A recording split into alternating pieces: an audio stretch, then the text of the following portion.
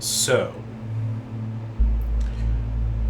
when last we left our adventurers, they had arrived in the city of Waterdeep and uh, began to enter a period of downtime. Uh, Naturally, we started with the first obvious thing of going and meeting Eve's parents, which ended up taking a lot longer than I thought it would. um, and so, after discussing with Eve's father, uh, some general information and some warnings of what could happen in the future, you all went to Eve's mother's workplace and there had a revealing conversation about both Amaranth and Eve, where Amaranth revealed that they weren't really Amaranth, weren't even alive, so to speak, and revealed themselves to be a simulacra.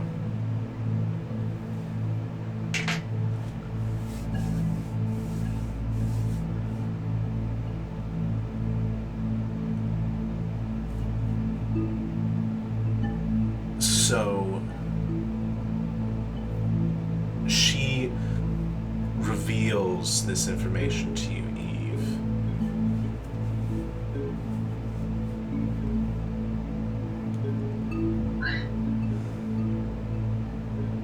A simulacra.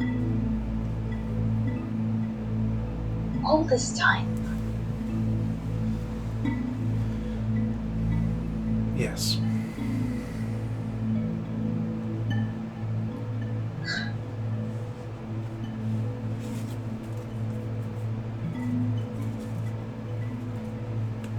How did this start? Why don't you start from the beginning?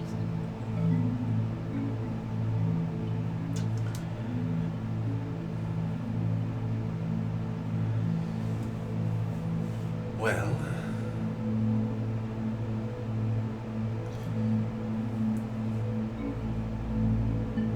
when you say beginning,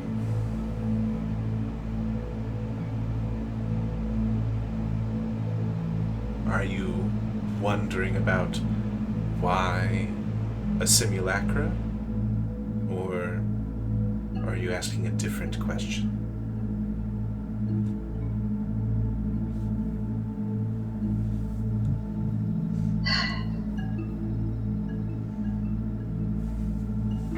You disappoint me with that question. It's not about what I'm asking. It's about what you're willing to share.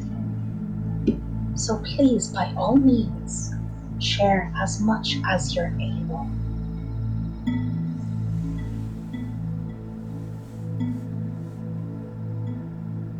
Okay.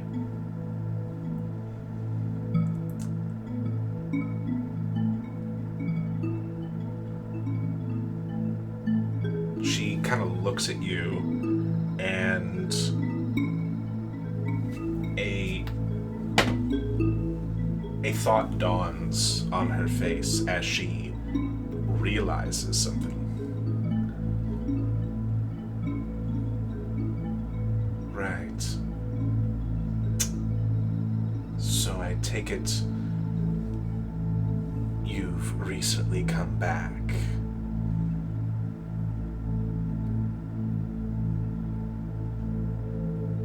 Yeah, we have. So you saw Nyla and Natasha. I did. Right. So I guess that would be the place to start.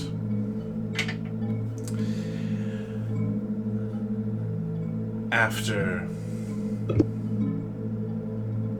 the events that you saw happened and you disappeared,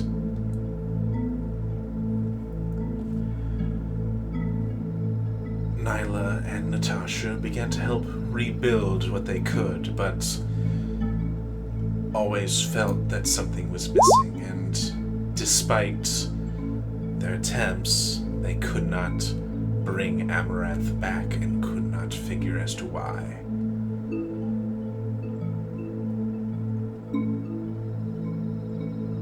Eventually, their research led to other planes, other existences, and eventually discovering the Circle of Eight, where they hoped through their magical research that they would find an answer to that query as well. Alas, they did not. Eventually, they ran out of options, save for one. One option that they never really wanted to explore, but had to anyway. For the sake of their daughter, you see. They went and struck a deal with the most powerful entity that they had ever met. Baba Yaga. Natasha's mother. However, in exchange for this deal, Nyla and Natasha had to give up something of equivalent value. Love for love.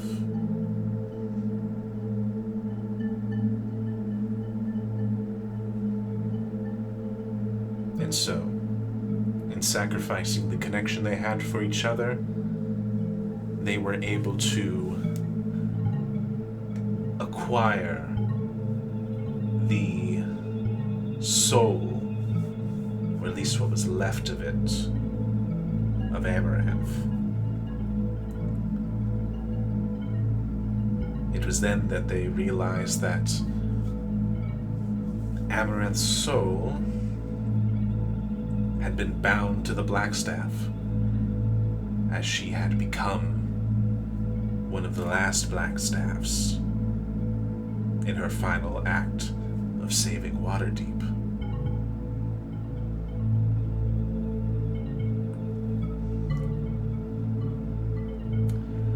And so,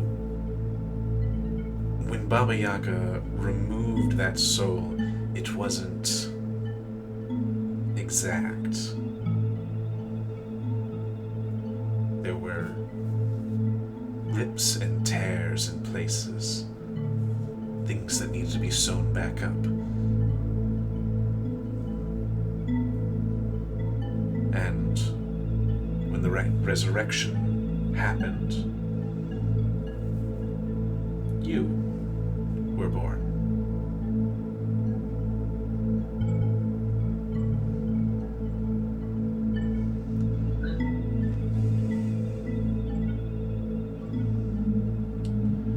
Eve's eyes are very wide, and partway through Amaranth talking, they just kind of shifted to stare into space and were moving around a little bit as though she was remembering things.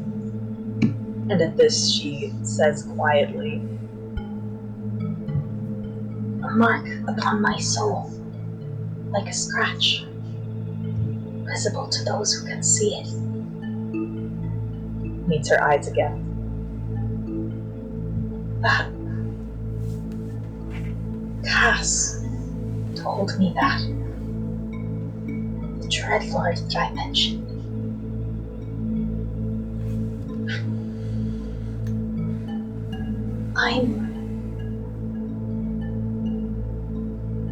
I'm not an echo of Amaranth.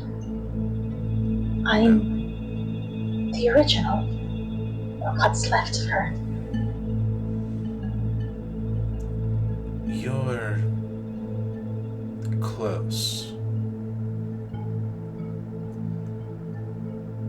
You see, I have long theorized that perhaps in tearing your soul from the Blackstaff, perhaps it wasn't just you that got ripped out. Perhaps other Blackstaffs, these pieces of them, and perhaps pieces of Amaranth were left. resulting in someone new for all intents and purposes.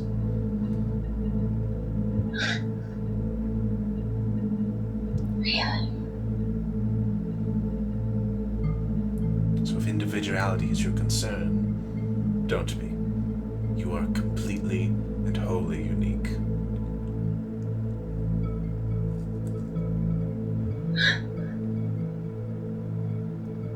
For what it's worth, Amaranth, her soul, I interacted with it back there in the chamber where the black staves are trained. She was there. And she was there when I left. And she said, she thanked me for making a donation.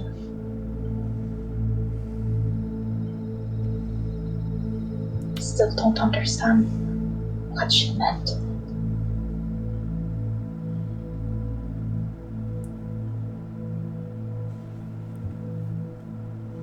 What's her face looking like right now? Does she seem to have any gleam of an idea of what that might mean? She has some interest in the words that you're saying, but no recognition or anything like that. And it does comment on it, saying, some idea, perhaps, that went along with her. Who's to say? Maybe something that helped Laurel at the end.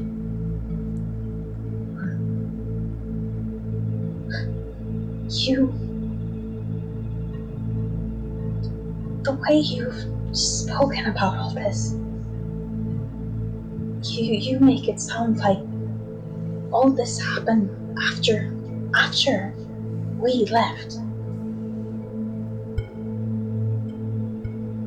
It did. How? But that was the beginning. What? Was that a future? Or was that our past? That would be our past. For yours twice over.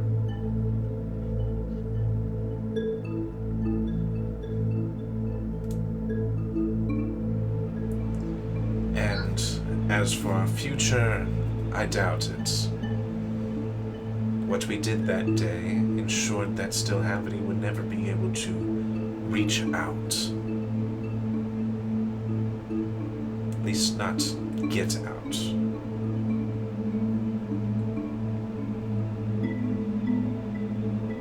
The worst he has done is spread his children across the many worlds.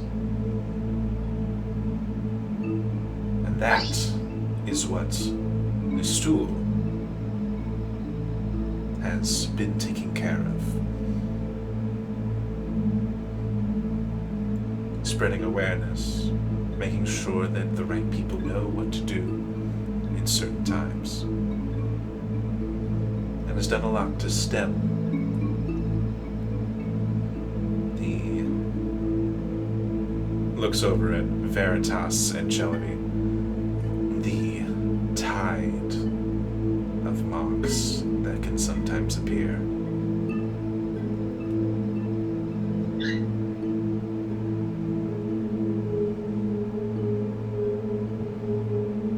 You say that like you know exactly what's going on, but he has been reaching out. Do you realize this? He has physically affected this world. Has the ability to do so through souls and items that are imbued with them. Imbued with souls. We saw a knife that was imbued with the soul of a dragon. He took it, held it in his own hands, used it to carve into his flesh and his blood, animated inanimate objects. You have no idea about any of this, do you? You can see her processing it in her head, and you know more than anyone that despite how cold your mother has been, she is a very intelligent person, and she's processing this information that you're giving her. And it's when you said dragon soul that something clicked for her.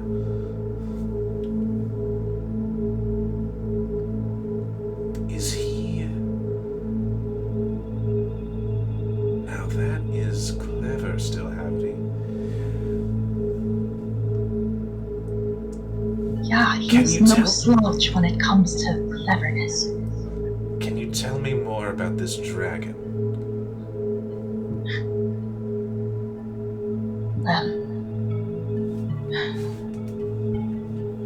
Takes a breath that shakes a little bit to compose herself. Well, it was rampaging in the area around Vandalin. That was the job that originally brought all of us together, was to guard the city, the village against it. But when we faced it, it wasn't just a dragon. It seemed to have been imbued with power from Stillhavity. It shed all of its scales, became something more. We slew it, but I've never seen nor heard of anything like that. That could bode well.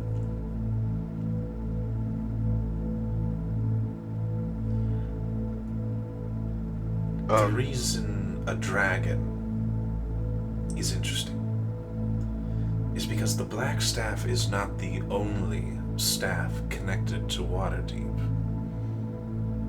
There is another. Both connected intimately with the city, but both having their own purposes. The Black Staff for the arcane and general protection of the city. But there are other, more meaningful threats. Waterdeep is a very wealthy city, you see, and so its riches attract the notice of dragons. So a protection was needed long ago, which is where the second staff comes into play.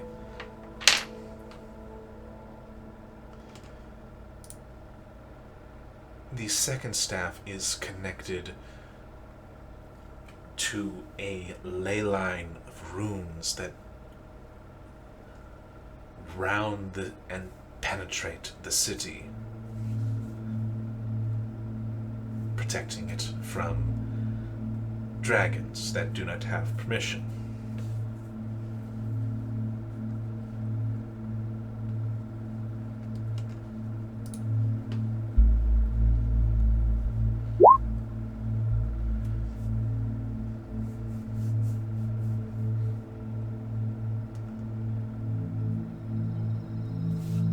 Did Tia seem to have any trouble coming in here?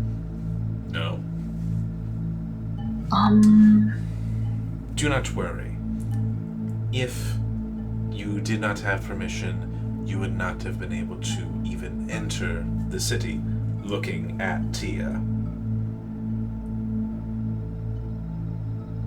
Which, by the way, none of you had told her that Tia is a dragon. She's so fancy.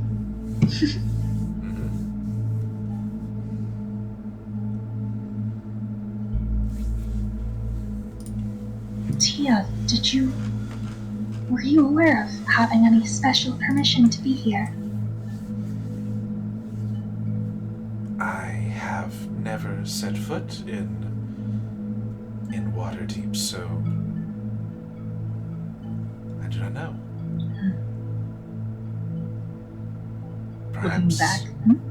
Perhaps because of my connection to my father, might extend it to me. I was gonna ask if maybe it's like a family past or something. Surely there's no chance that that protection is no longer functional, is there? If it was not functioning, we would currently be beset by dragons.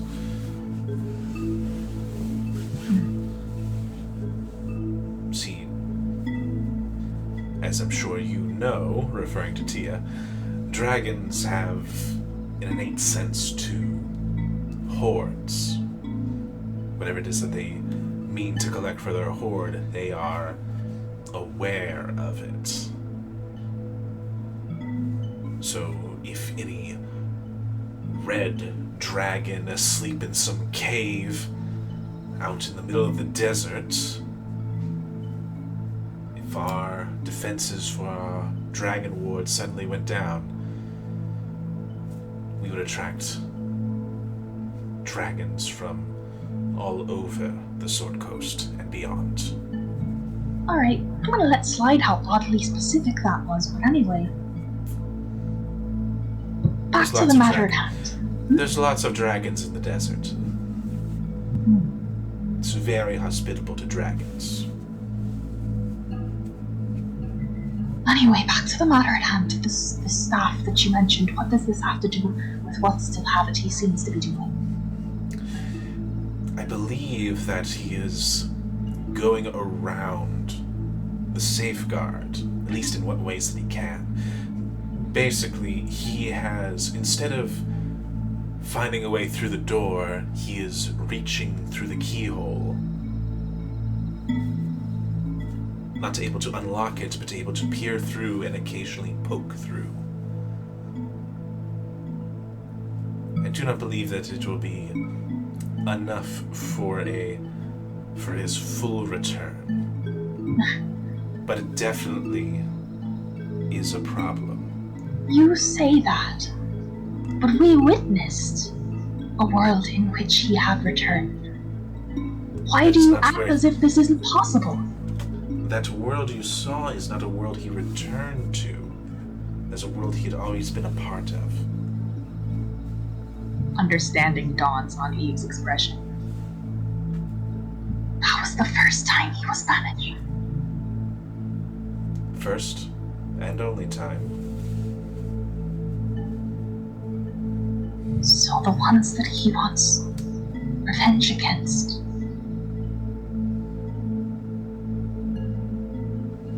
are you and Natasha? Or rather, Nyla and Natasha. And Laurel. More than likely also the Blackstaff. As the Blackstaff robbed him of his ultimate victory here in Waterdeep.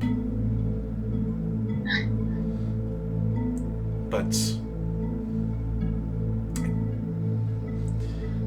never really looked into it, but I do believe that there might have been someone else Stilhavity was lashing out against as cause for his initial attack. That's what I was just wondering. He keeps going on and on about revenge and not being able to be a part of this world while they are still a part of it. But if this is the second time, then what spurred him to do all of that the first time?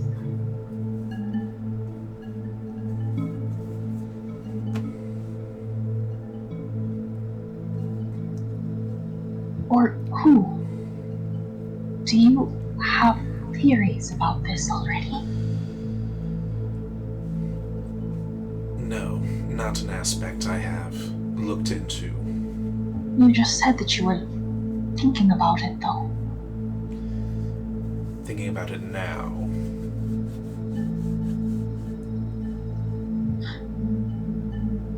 Well, I suppose this begins to clear up one mystery. Yes. I imagine that the ones that would know the answer would be those that knew Stilhavity before he attacked.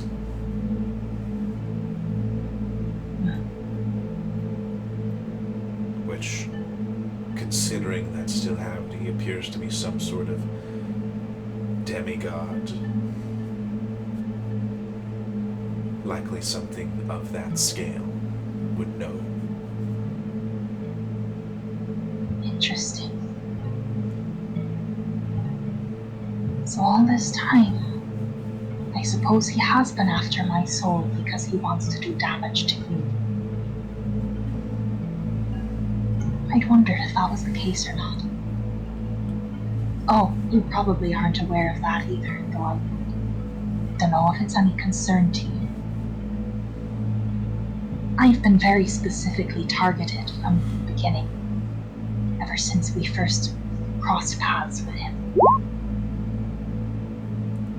He's been really determined about trying to get a hold of my soul for some reason or another.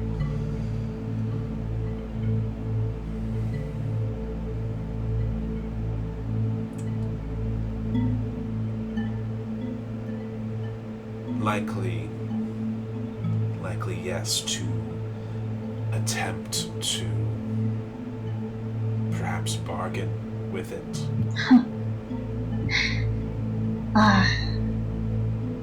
How foolish. Well, if that's the case, then I should be scot-free. I'll just explain to him that he doesn't have nearly as big a bargaining chip as he thinks he does.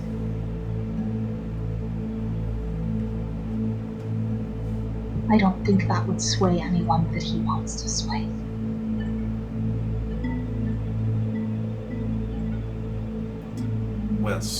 Well, probably, admittedly, not myself. Could move someone else.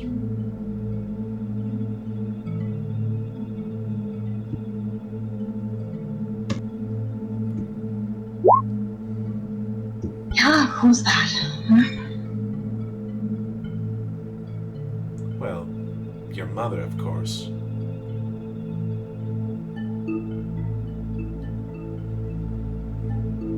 And admittedly would hurt your father quite a bit.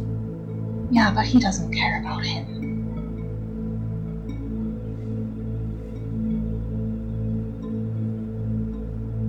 That reminds me.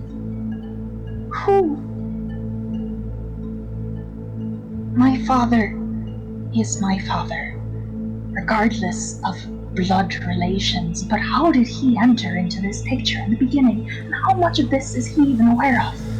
Or did you modify his memories as well? No.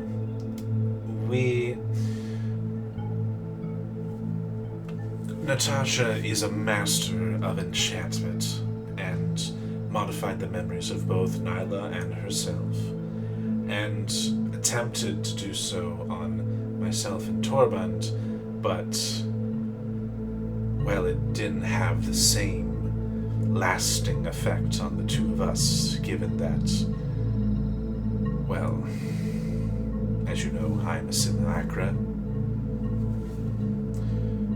Torbund. Now, I don't want you to think less of him, because he does very much care. And that's the reason why he was chosen.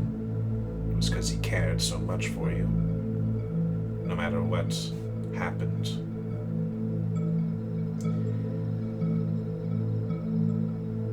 You see, Amaranth had a familiar, a dog, forever loyal, named Torbund. And I wanted to make sure that, despite my loss of love for you, I did still want you to be raised properly and with some loving care. So, I polymorphed your familiar, or her familiar rather. And so Torbund became your father.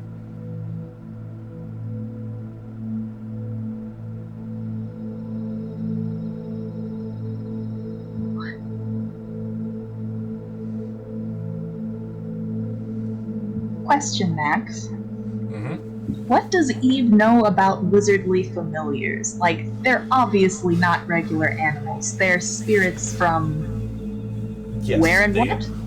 they are in fact some spirits.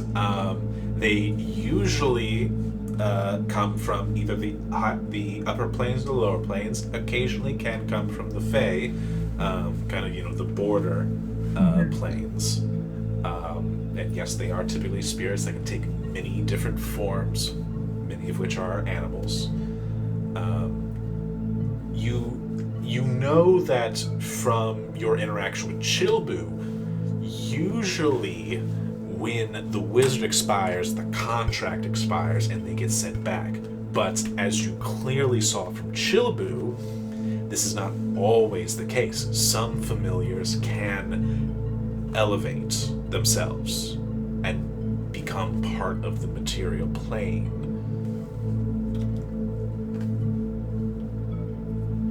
However, in Chilbu's case, he was unfortunately also a devil, and so had a different contract that was called on that sent him back to hell. But if Torbut was just a normal familiar, likely wouldn't have any hard connections to any other planes. And you can cast polymorph on a familiar, and familiars are typically CR 1/4. So are commoners, if memory serves. Unless commoners are 0, actually, now that I think about it.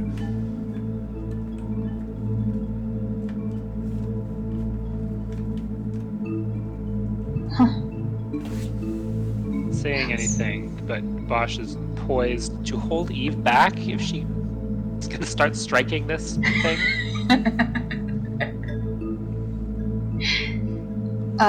Eve roll an insight check if you would like, if that's okay. Yeah, I'd also like Eve to roll an insight check. Okay. Oh, That's a boy. 4. Half Ooh. 4. 12.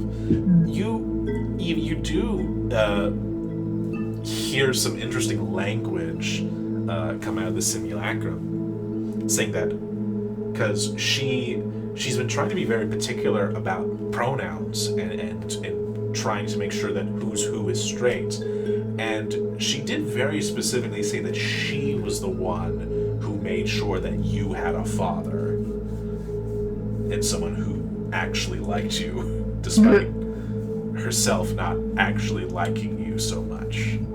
So there's something there. Like, she doesn't. I think what you get is that whilst yes, she doesn't love you, you also get that she doesn't hate you. She seems indifferent. Great. Indifference is great from your mother figure. Like a robot, essentially. Processing it all through logic, because kind of makes sense to you now, kind of looking back on all your interactions with your mother, that her being a construct actually makes a lot of sense in hindsight. Yeah, it does.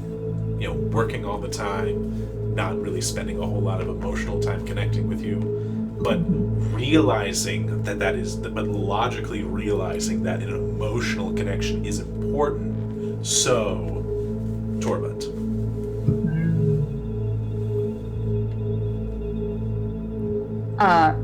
Bosch, you keep seeing as this woman is talking, you keep seeing Eve just tense, like you're kind of standing a little bit behind Eve as she's like leaning against the bookshelf, so it's hard to have like a good view of her face, but you keep seeing her like tense up sometimes when quote Amaranth is saying things, but it's hard to decipher what that is. Is it hostility? Is it something else? Can't tell. Probably good to be on your guard. Good call.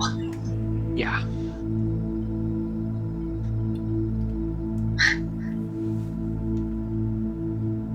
I see. Right.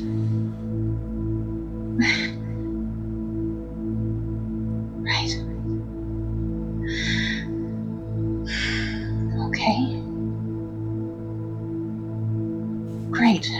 Alright.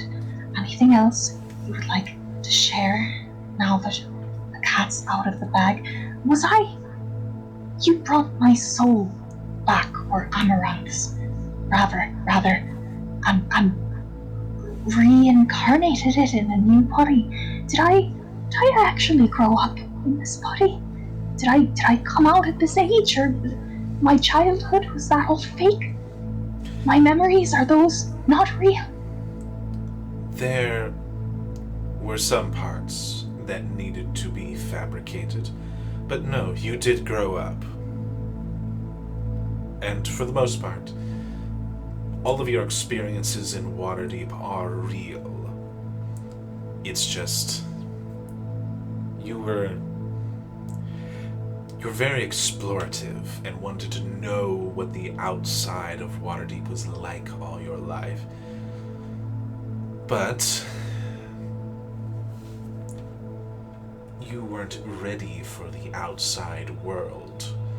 At least not until you found your latent magical abilities a bit later than you did originally. So yes, some memories had to be fabricated, especially of, obviously, any extended families that myself or Torbund would have had.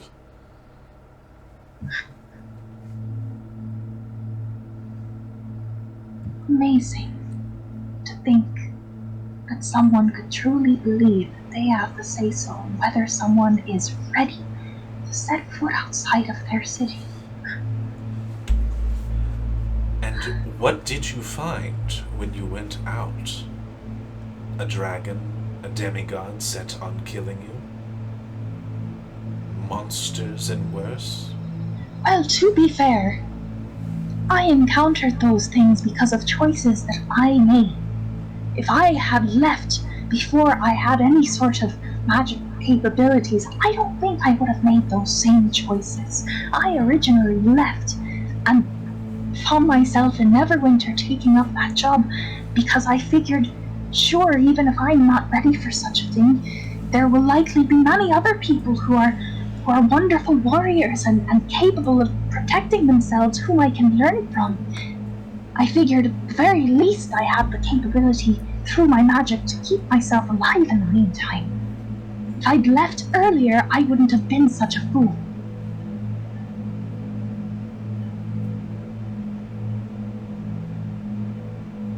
Although as it was, I suppose it was foolish.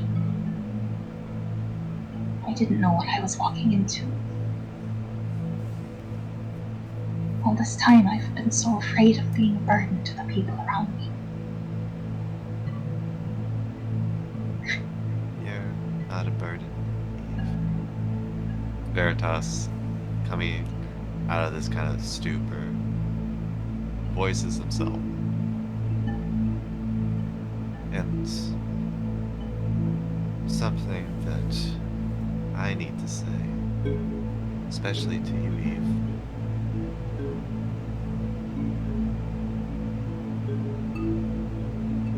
I really was something else.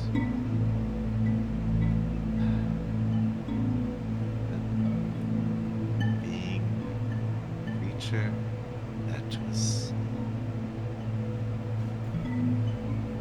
surviving by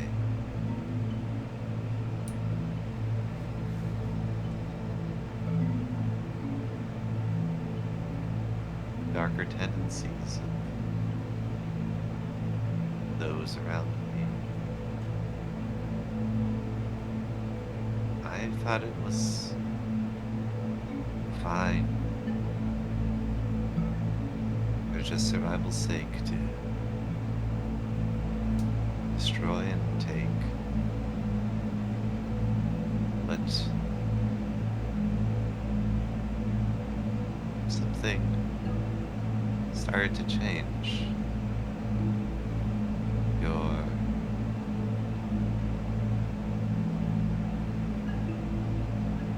be it positive and caring nature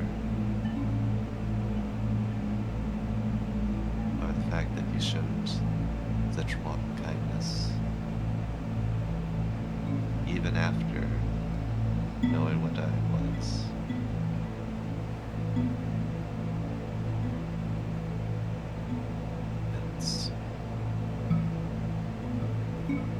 And you may call it foolish, and I call it brave, putting your own life on the line for people that and beings you've met weeks ago.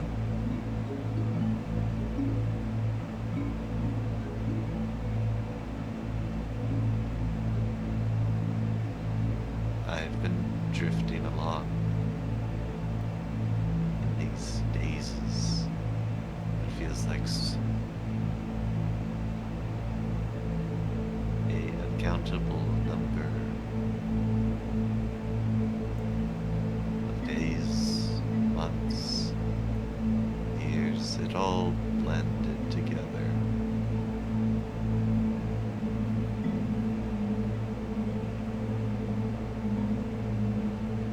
Started to change when I met all of you.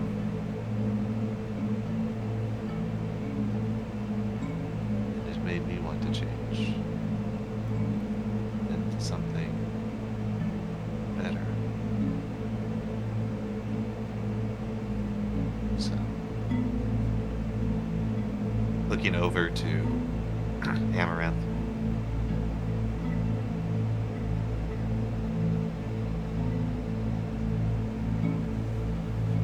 With all the pain and horrific things that my kind, I included, have done, I wish nothing more than to end all of that permanently.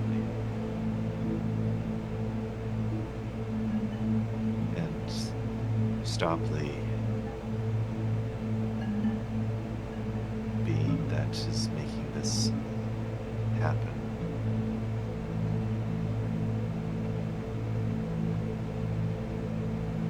I don't care about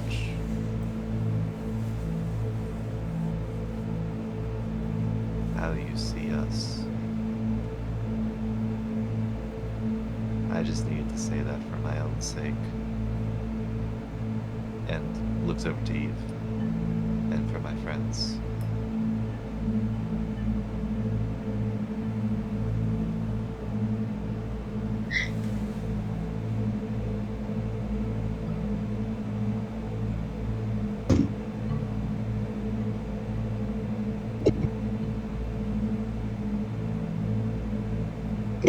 Eve kind of looking a little teary, places a hand appreciatively on Veritas's arm. You feel another hand, Eve, that of Chalavis, also placing a hand on your shoulder. Very much feeling the same feeling that Veritas is.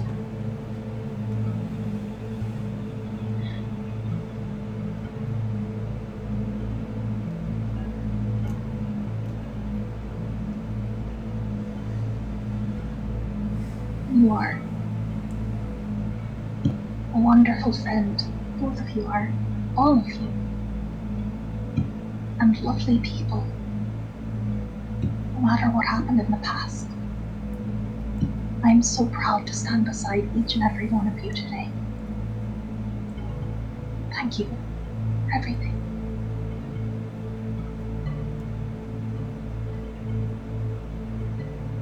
And I'm happy that I could help in whatever way that I can. I think you both would have found your way to this path one way or another, but With what we saw, Eve, I'm not sure of that.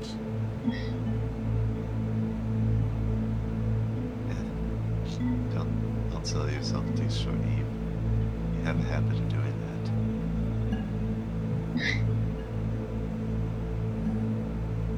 that. You like to dwell on your mistakes, but none of us would be the same people we are without you. I think Think about how all we would have been if you hadn't been with us. I mean,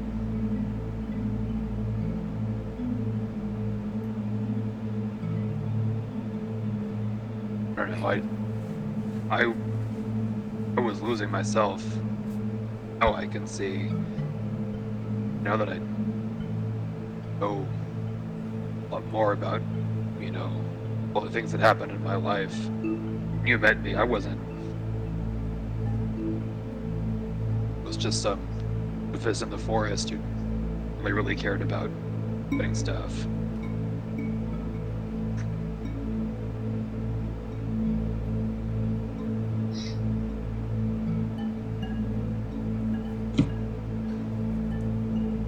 Puts a hand on That same Bosch's thing is arms. true. Same thing's true, I think, about each of us. We're actually on a path with something good instead of being just the broken people that we were before. Could you I don't imagine how? know. Continue. I guess we still have to kind of work on Gosrakul, but we'll get there. Yeah. Could you imagine how gloomy Persia would have been?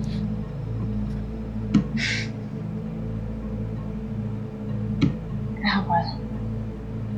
I guess someone needed to lighten him up a tad at least. And without all of you, I never would have had the strength to find myself where I am either. In fact, I would have been long dead back in that horrible cave with all the spiders. You, looking at Bosch, literally had to carry my paralyzed body out of there through a battle. That would have been the end for me. If it hadn't been for all of you.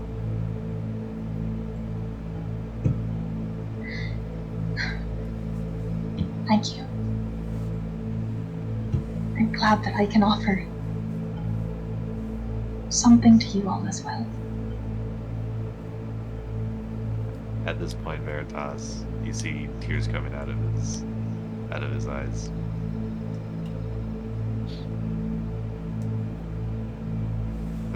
Two of all. Goes into like the group hug. Yep. Oh no, come here. Big group hug. In the middle of Simulacra, Amaranth's chamber, while she just watches awkwardly. Clearly not invited. Oh no, she wasn't joining him, even if she was.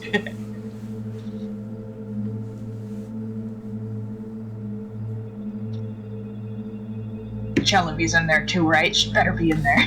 She is. Tia's in there too. Would have brought Bosch along with her.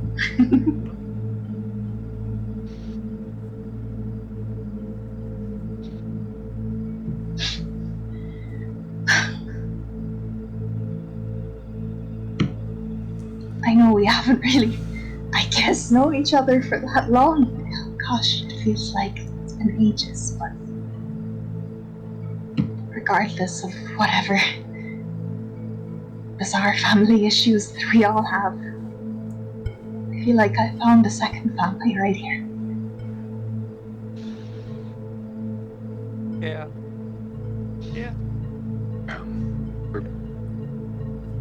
All of us are better together. Yeah.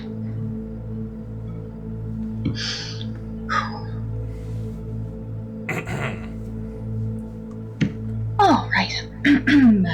Kind of like straightens and turns back to Amaranth? Question mark. Anyway, I appreciate this knowledge that you've chosen to impart now. Though I wish that I would have had it sooner. Why did you keep it from us, from me, for so long?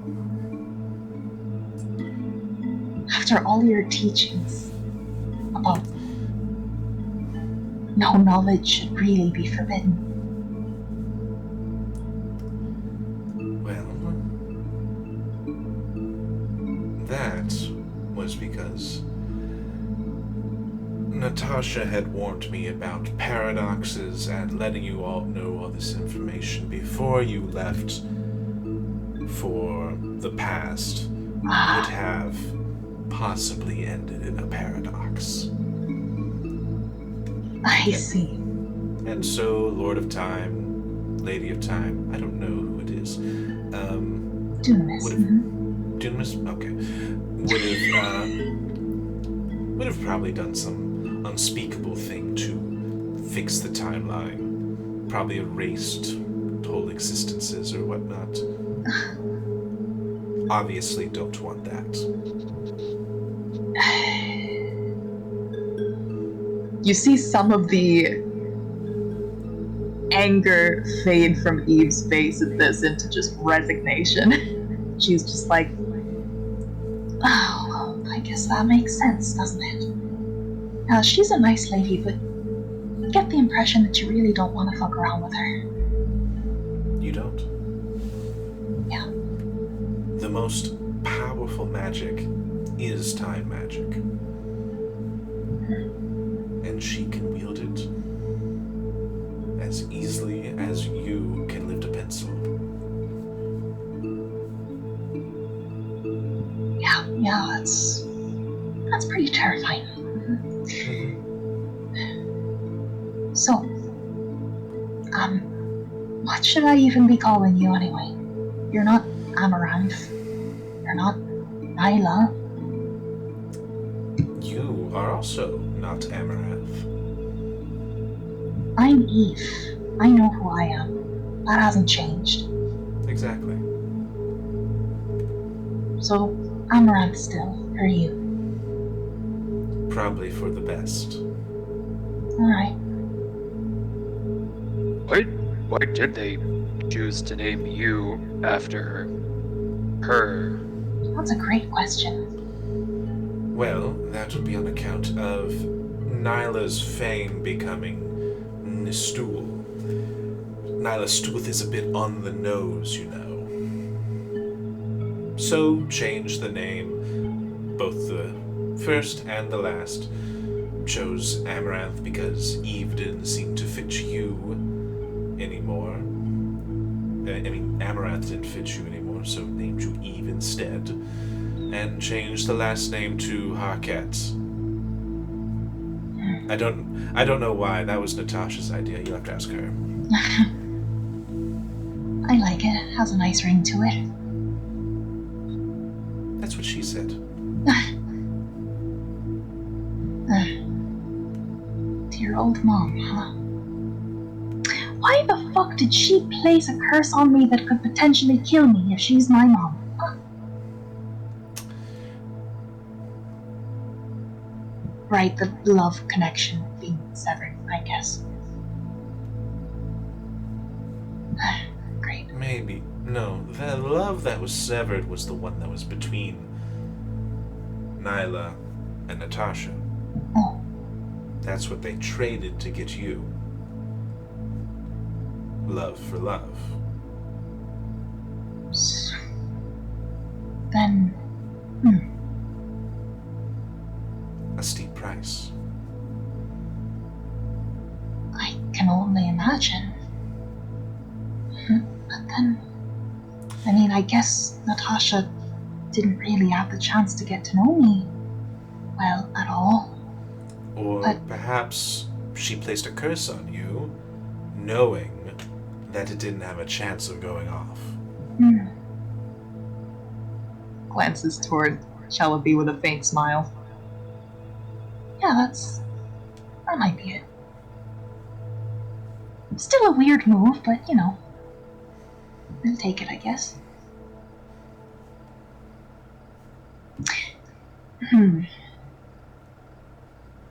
This is a weird question, but in hindsight, were there any indications of, like, any hint of affection from Zeplina? Roll me an insight check. with disadvantage because you are Yeah. trying to remember something, and I think you actually already rolled this insight because I know Virgil did. Ooh, that's still really good. That is a pretty good one, and I think Virgil might have actually brought it up at some point. But kind of looking back and reflecting with this new information, and after some of the things that Virgil has said, you do realize that there was like some hints of affection. She was definitely keeping it as tampered down as she could, but kind of looking back, the way she looked at you could be described as motherly at some points. Okay, interesting. Because Eve's mind just went to the box that she still has in the bag of holding.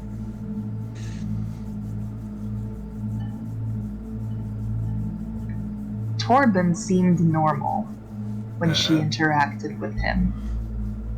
This person is a construct. Couldn't feel any emotions anyway. Doesn't have a heart. It literally does not have a heart. Oh boy. It is snow. It is snow and ruby dust. I mean, that's pretty cool. Here's another one for you. So, the Miss Stool that we've been interacting with. Again, if your name is Nyla Stool and you want to hide it, why would you name yourself Miss Stool? It has almost all the same syllables, just squished together. Anyway. She came up with it at the very beginning of her career with the Circle of Eight.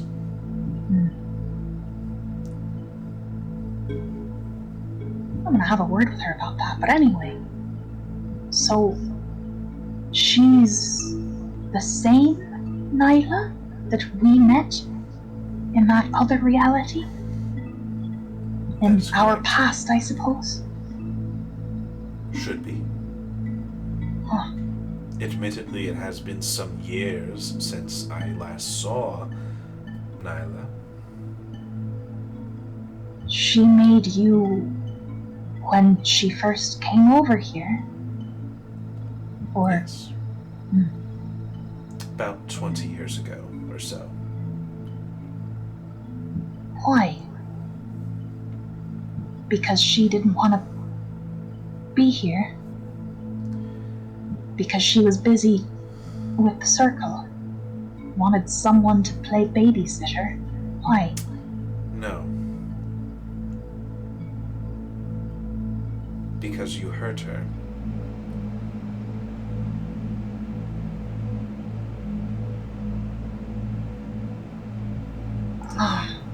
I may not have a lot of emotional capability, but I do have the memories of Nyla. And a lot of it, right beforehand, was that of looking at you and remembering it was lost, and remembering Natasha and Amaranth, knowing that those were forever gone, and even with a new start, they forever would be. And she feared that it would grow into bitterness towards you.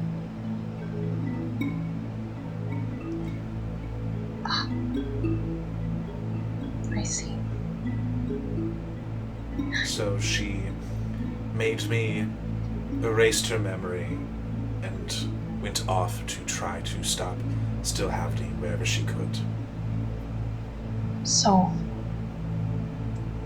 Eve will actually reach into a pouch and take out the vial that Zyblina gave her and kind of hold it up to the light.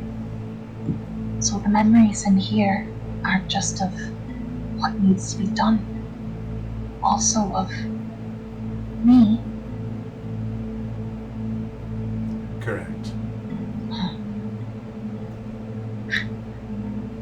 I see. Huh. How interesting. All this time I've been consumed by thoughts of my family. concern for my family. But I'm just a patchwork soul. I don't really have birth mothers so much.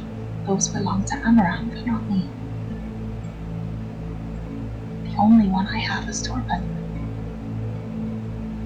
who had to play dog to me for who knows how long, to Amaranth, not even to me.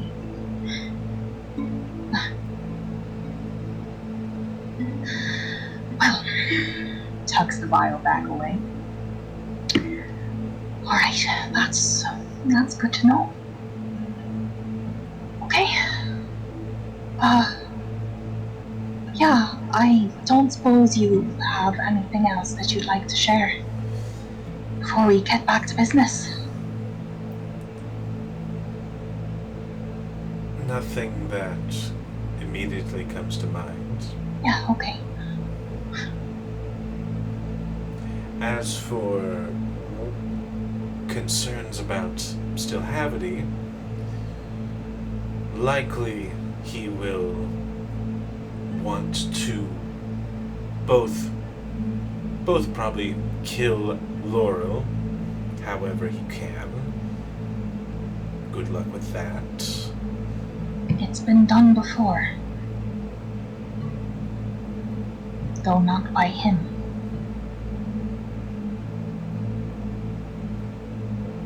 That Dreadlord I mentioned, she was coming here with the same purpose. Saying that she'd done it in a different place before. Well, then let us hope the two never meet.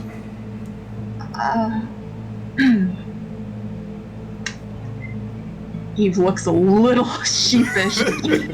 Aha, I bet you do.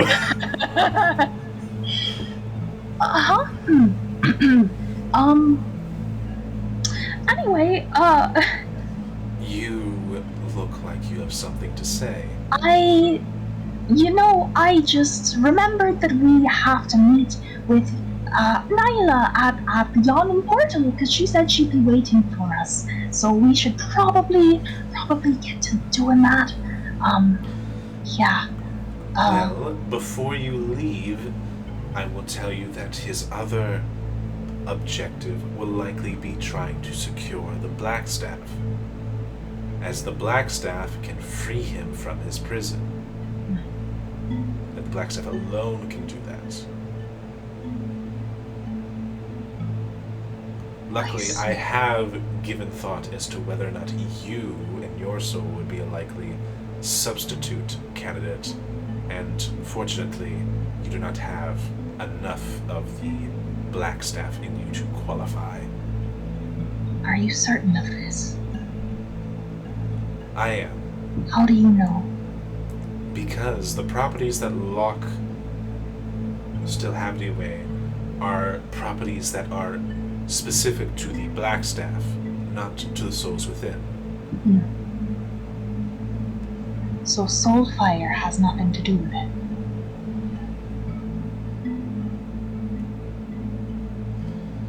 Soulfire can be wielded against him. That is why he would go after Laurel.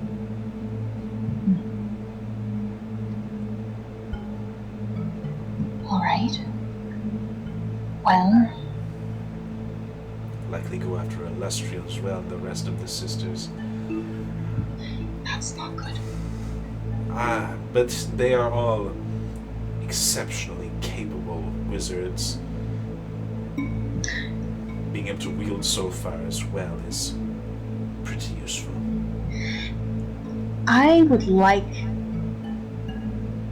to make another insight check, if possible, to determine how seriously Amaranth is taking these warnings of Stillhavity, or if she's just dismissing them out of hand. Yeah, you can make an insight on that.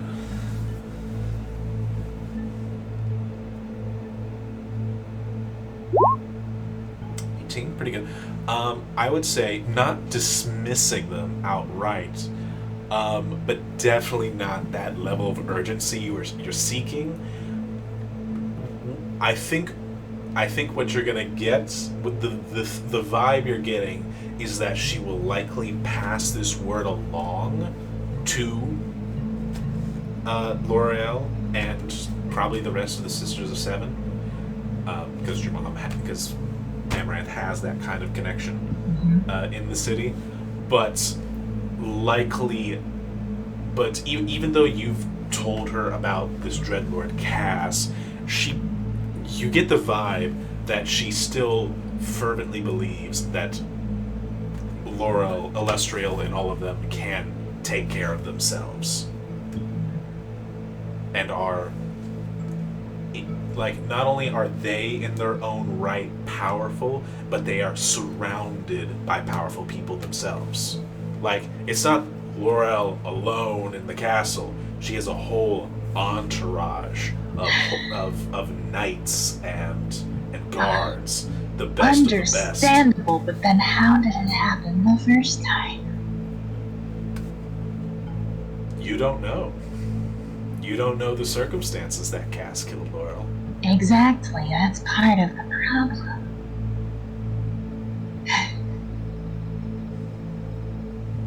Alright, well, I appreciate you hearing us out and giving us this information. I suppose we should leave you to your work. The work that you do here, is it really what you always purported it was?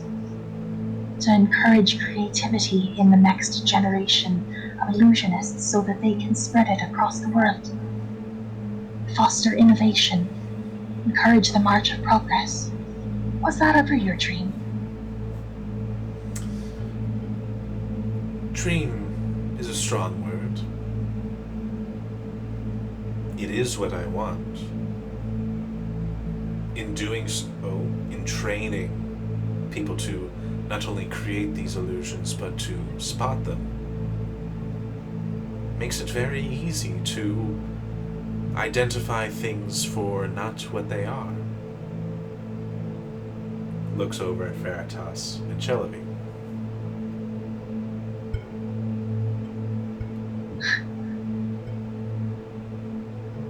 More with the mind of a tactician, huh? That makes sense. Creativity does help inspire, admittedly. Yes, it does. I wish you could understand its power more fully. But regardless, the work you do is important. So I will leave you back to it now. Thank you, Amaranth. Thank you, Eve. Eve gestures to everyone and heads out of the room. As you leave, you hear, I know you don't think highly of me, but if you do need my help with any of this, don't be afraid to call on me. I want the same thing you do. Pauses and looks back. I know you do. Thank you. I wish you well, and I hope that you stay safe and whatever comes next. Regardless of how greatly you weigh this threat against the capabilities of this city, please at least be careful. I always am. Good. Turns back to walk out. And you leave. Veritas awkwardly walks out as that was a whole doozy. That was indeed a doozy. As soon as we get out of the building, Eve will just kind of stop, sidestep from the door and just kind of sink down against the stone wall into a sitting position.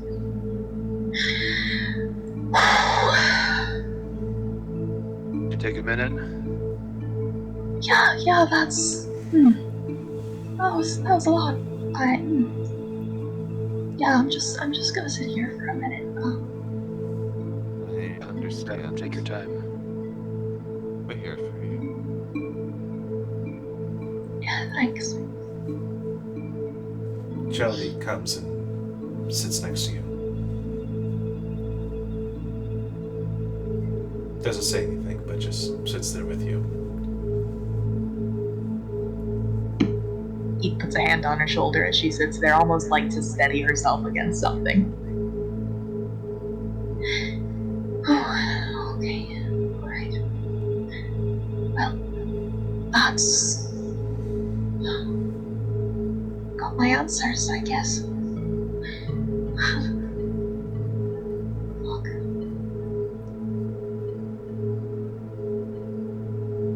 Learning the truth is never easy. Sometimes hurts. Jelly says to you, kinda glancing over at Veritas as well. And I think you glean a bit more of why she's afraid.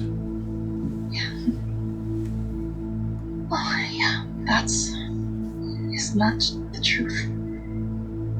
But Kind of wipes at her face a little bit. And looks back at Chellaby, straightforward. the things that I learned in there, yeah, they change everything. All I've known. But no matter what the repercussions of that are for me, or for my past, or for my family, I don't regret learning them. Imagine if I'd gone my whole life without knowing any of this. People who claim that ignorance is bliss, well, they're all right with living a lie, I guess. But the knowledge that hurts the most, the knowledge that changes everything, is often the most important knowledge for you to have. No matter how it feels at the time. Going forward, I'm glad that I'll have this to guide my actions in the future. It's better this way.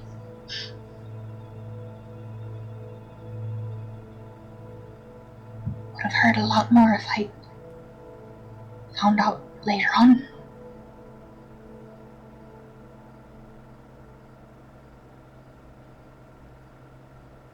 Veritas nodding, even though the conversation is going above his head. It's very much accurate in both of its meanings.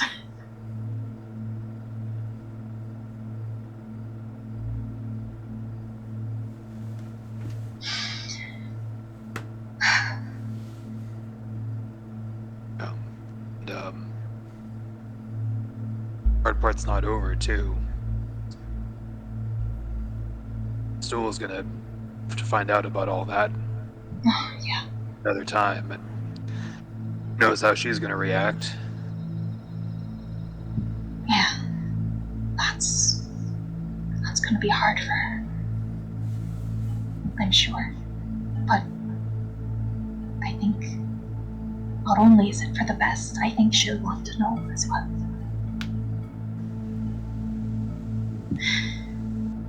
Maybe that should be our next goal. God, I'm sorry, that was a lot for everyone involved, I'm sure. Are you guys okay to just head on to the next thing, or do you want to take a break? Maybe meet up with Miss Dool tomorrow? No, I had thoughts about stuff to do, but really want to. The mood that is the way it is right now, I don't really want to do that stuff. I will say that this conversation has, I think, added some more things to our to-do list because I don't know about you guys, but I wasn't exactly reassured by Amaranth's response to our warnings. I think that if we want to make sure everyone is prepared, we might have to do it ourselves. Like we normally do? I think maybe an in-person visit to the person in question would be a good idea in this case. Although that's gonna take some doing. Yeah, I'd like Eve to make Yeah. an intelligence check. Yeah. I mean, maybe since Amaranth is gonna mention it to her and mention that we're involved, maybe it'll be easier to get an appointment with her. So you're saying it's not a good idea to reach out right now or later? With a 5, you know that there is a wait list to meet Laurel that is on average about 6 months long. Ah, fuck. Like she is the open lord of the city of Splendor. There is trade deals, nobles, land disputes, monsters in the realm. There is so much on that plate. But like, if we make it very clear that it's an urgent threat to the city, maybe that would bump us up a bit. Like a time-sensitive threat to the city and to her personally. If you can convince the various people you'll have to speak to, maybe. But It's a good thing we have sending.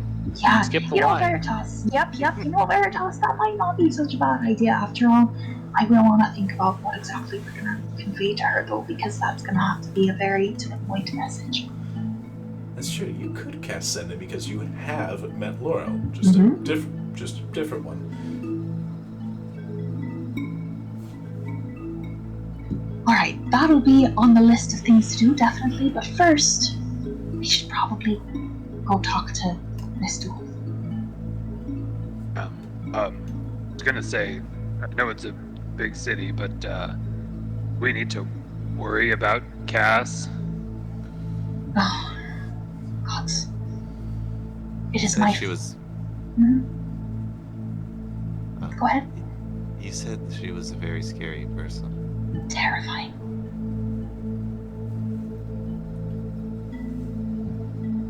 That does it. It is my fervent hope that she is not here yet. After all, when we left her, when she left us, rather, it was right before we, entered Prismere, which was only, 2 days ago, 3 days ago? It was yesterday. Yesterday, that's right! Yesterday. And she and her sister were flying in this direction, from what I recall, which is quite fast, but it's a long distance between Waterdeep and Neverwinter. It took me, a month, 2 months to cross that distance on foot before we ever met each other. Although I was admittedly taking my time, stopping along the way, but it's my hope that she's not here yet, unless she has some teleportation magic that she has access to. If she is here, she'll probably be trying to make a beeline for either Stillhavity himself or Laurel. Shouldn't be the kind of thing that we would run into in a city this size ourselves, but we should certainly try to head her off if we can. Doesn't that mean we should contact Laurel sooner rather than later? Yes. Yeah, don't you worry. I'll be thinking about what exactly we're gonna have to say to her on our way to and in the dawning portal.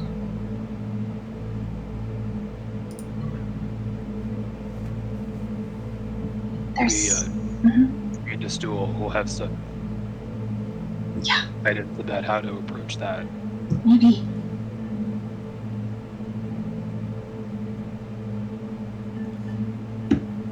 But in the meantime, one step at a time. To the yawning portal, I guess. Stands up, she brushes herself off. Huh? I would actually like everyone to make an intelligence check. Oh, would she even be here yet? If it's been a day? She can teleport, surely. Okay, with Veritas with a 17, you kind of think about some maps you've seen about the distance between Waterdeep and Neverwinter. And it dawns on you that, man, Eve really lingered in some places, because if you were traveling straight from Neverwinter to Waterdeep and just going at a normal pace, it'd be 2 weeks. This makes sense because he was thinking about traveling to see his kids. Right. And you start thinking just like if they were just flying, it'd be even less time. It could be as short as half a week. Man, the interactive map I used was bullshit. Eve. You said it took you 6 months? No, not 6 months. I said like a month, maybe 2. I wasn't really keeping track of it. If I were to walk to Neverwinter, it would only take me about 2 weeks. Months? Oh. I was thinking about traveling to see my kids, but Glances toward Jellyby. Jellyby's glancing at you. but thinking about it, if they're flying straight, if they were to fly straight over here, wouldn't they be able to make it in half of a week? It really wouldn't take that long. Oh, shite. Guess I lingered longer than I thought. Yeah, we have work to do, and we have to do it fast.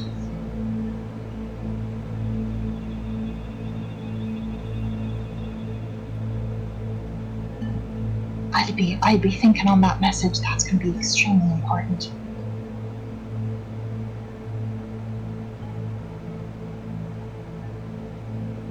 Please do. Yes.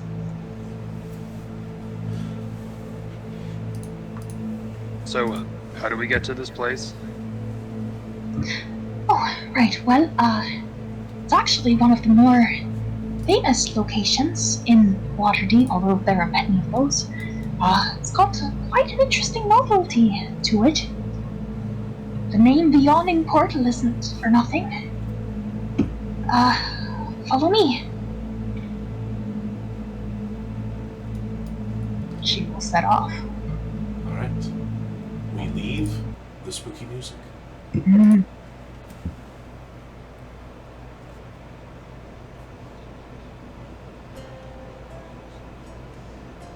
You re-enter the streets of Waterdeep, still having some heavier thoughts on your mind, but the mood of the city almost seems to lift it just a bit as you pass through and to realize just like, there's still people here going about their day and stuff. None the wiser as to what could be happening. But eventually, Eve leads you through the sea ward, past the market, and back into the castle ward. Not too far away from the Great Drunkard, if memory serves. You eventually come across a tavern known as the Yawning Portal.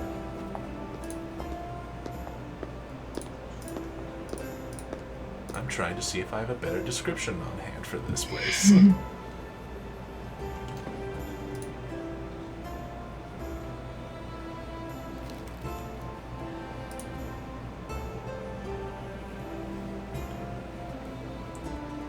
Okay.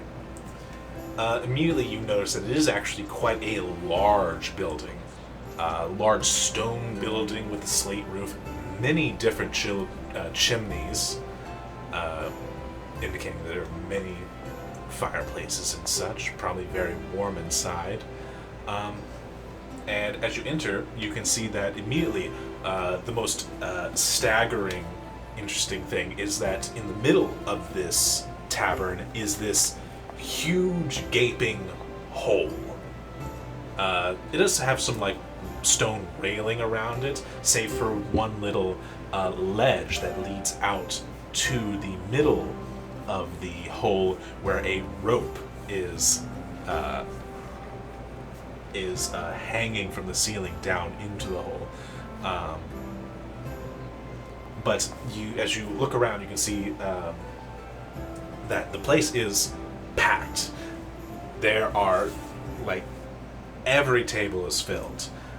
This seems to be like the place to be, and as you kind of walk around a bit, you can see that a group steps up to this platform, grabs onto the rope, and starts lowering into the hole. Meanwhile, the whole place kind of cheers for them, raising toasts. But yeah, you are inside the Yawning Portal.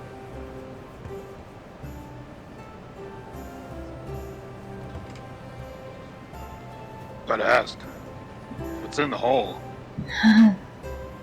What's on the hole? What do you know about what's under Waterdeep, or rather, the mountain?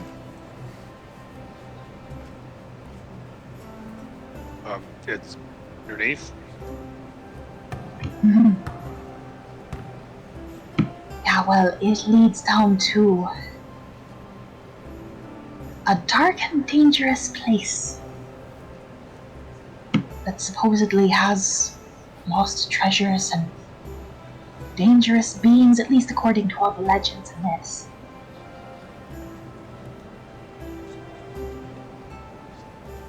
People still delve in there sometimes. They're feeling especially brave.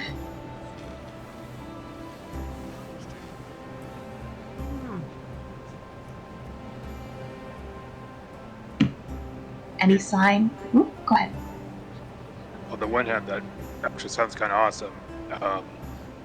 The people in the city are okay with just living on top of dangerous ever. That's the thing about Waterdavians. We are an exceptionally hardy and not easily cowed people. If something hasn't killed us by this point, we are fine with making it just a part of our daily lives.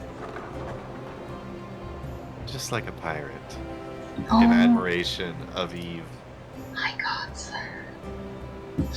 I guess it's like all those statues too. Those Yeah. things were trying to kill you, and now there's an apartment in one. Exactly. That's the spirit of Waterdeep in a nutshell.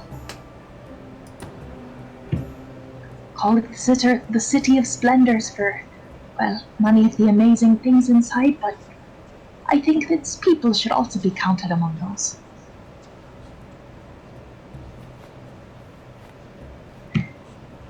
Any sign of Nyla in this very busy tavern? I'm gonna say roll a survival check. Oh boy. Like, it is 3 floors of packed tables. Oh jeez. Hey guys, maybe we should split up. Each of us take a floor and then let us know if we spot her. Gibbs on the top floor. Okay. Veritas rushes up to the top floor.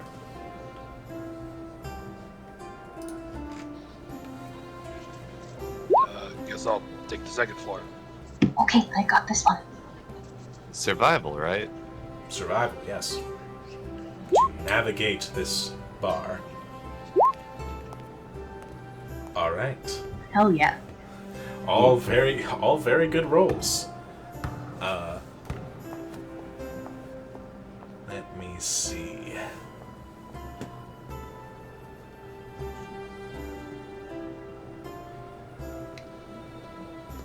Veritas, you rush up to the top floor and you try to look around for a hooded, concealed figure inside of a bar, and it suddenly dawns on you, oh no, this might actually be hard, as you look around and see a couple of individuals that would fit that description.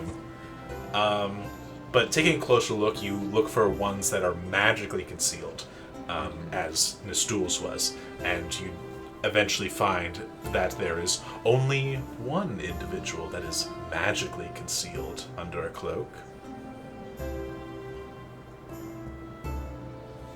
They are sitting alone at a table.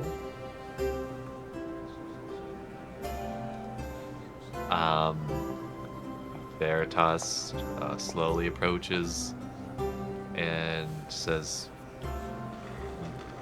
Nistul? No.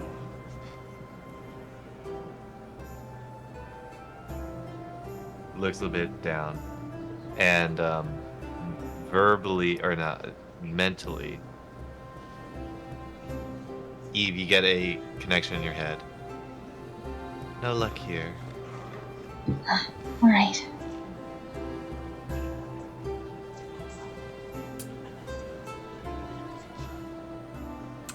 Eve, you looking around on the ground floor, encounter a similar problem, but Why does also- everyone like hoods so much? very popular, very fashionable. But you also, you find that none of them are magically concealed. Shite. Bosh. Just leaves the middle floor. She'll start making her way up there to meet with Bosch. Yep. And Bosch, you do not have this problem at all. There's only one concealed person on the middle floor.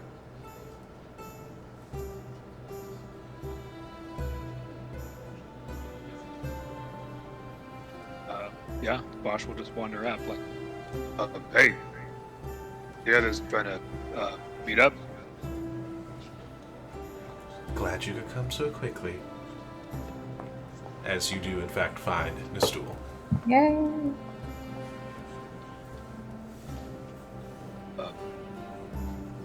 Just kind of searching the whole place. I'll just kind of wait and try and flag him down. Bosch is going to remain standing at the table and just try to spot Atas and Eve. Easily enough, Bosch, you tower over most of the people here, so even Veritas are able to find you easily. Waves back. As luckily, because of the large hole, there is this large empty gap of which you can kind of look across and see the other side of the room very easily. So yes, you all convene. Also ask, the stuff we've got to report. I think you might drink. What's your pleasure? I don't really drink. Okay. Guess, yeah, good luck. Okay. Is there... I suppose we'll discuss it when they all arrive. When you know, you know. Okay. But Eve and Veritas, you arrive at the table. Good work, Posh. Hi there, again. Stool. Nice to meet you again. Yes, nice to see you as well. without rolling Veritas, you can tell that she is still a little uncomfortable with you, but has borne witness to your direct actions. So does know that you are on her side.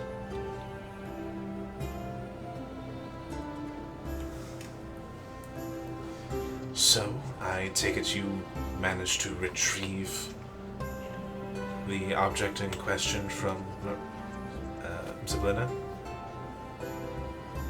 We did. Yeah, so it's a lot. There's a lot. I feel like, I mean, this works as a meeting place and all, but I feel like we might want something more private for this discussion that we're gonna have to have. Right. That is why I had us a room requested. Oh, excellent. I was just out here to catch all of your eye. And she will guide you into the back, where there are some private rooms for business discussions. Alright, fantastic. I don't suppose that you can ensure that we won't be magically listened in on. Dernan runs a very good establishment. All of these rooms are magically enchanted Oh, fantastic. for no eavesdropping. Perfect. Okay. Well, first I have a question for you. Since we left, how are you feeling? Are you feeling any different? Anything weird going on? Like what? Like, I don't know, not feeling emotions very strongly, or feeling really sad and down all the time, or anything like that? You're like sharp pains in your chest. That too? Oh, I hope that's not a part of it. No? Should I have been? Okay, this is so strange. I suppose not. Well, that's another matter entirely. More important matters at hand. She reaches into her pocket and takes out the vial.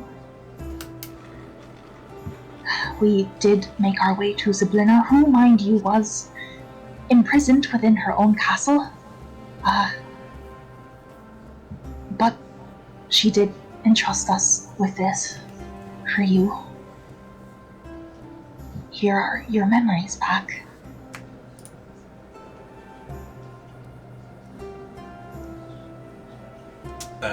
She kind of looks puzzled by that. My memories? Yeah. So you remember how, when we first talked about what we needed to get from her, you said, oh, well, I don't know exactly what the thing is because I willingly gave away my memories of it, and so did she maybe? But I know there's a thing that I need. Well, it turns out that that thing is knowledge. Which is, of course, a powerful tool in its own right. I see. I will warn you, though, that the memories in here, they're not all just focused on what needs to be done in regards to this threat.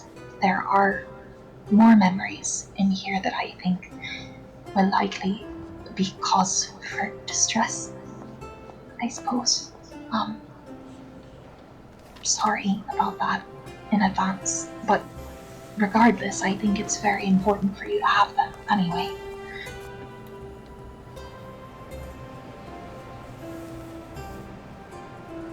So, Okay. here, you'll understand, I think. She'll reach out with the vial. Alright. She takes it, kind of looks at the label, before popping it open and downing it. You wait for a couple of moments for her to process these memories, kind of looking into the dark void of her cowl, and in that dark void you see this little twinkle of light that falls out of the hood and splashes onto the table.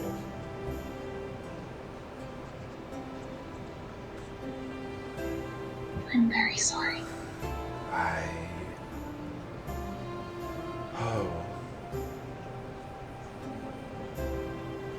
That was a lot. Yeah. But it hurts, but it's good. There's good memories in there too. And seeing as you had an idea of what they were, I take it that you know who I am. Yes, Nyla, I do. Her mother, I suppose I should say in a way, and yet not. I'm sorry for this terribly complicated situation. You can see her wince at that. But yeah, she lifts her hands and removes the cowl. And you can see it definitely does look like your mother, except a lot more gray in the hair, more wrinkles. She's a lot older than how your mother looks. Yeah, that tracks considering what she looked like when we met her last, which I guess was in the distant past. Sorry, I shouldn't have. It's okay.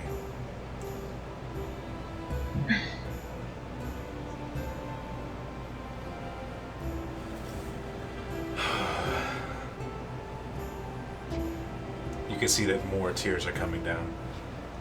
And she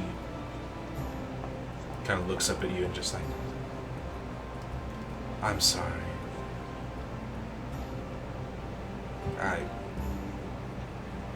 I should have been here.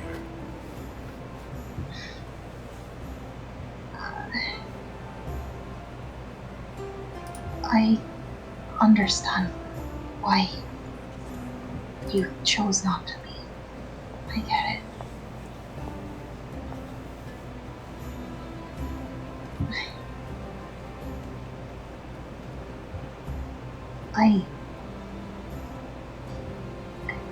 I met her briefly. Amaranth, I mean. Back in the past, when we first met each other. When I was inside the Blackstaff training chamber, I guess. She was in there. She was a very kind and lovely young lady. She was, yes.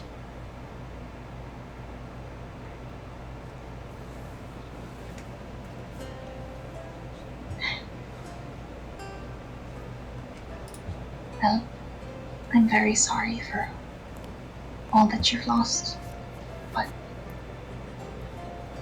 I think it's only right that you should know about it. Yes, thank you.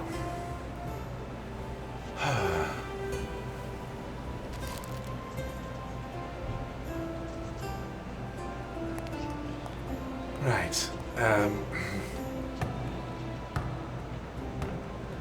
Yeah, I know it feels weird to move on to business after all that, huh? It does, quite a bit. But nevertheless, So,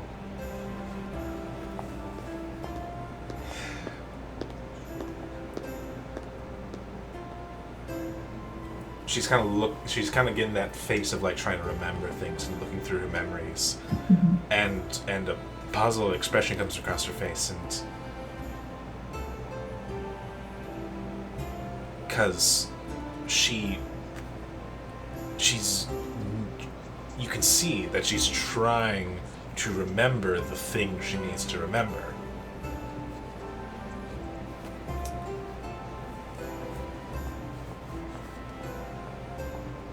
Is something wrong? I'm not sure. I know that in the eventuality of Still Havity trying to make the return, I was to seek out Natasha and get these memories back, but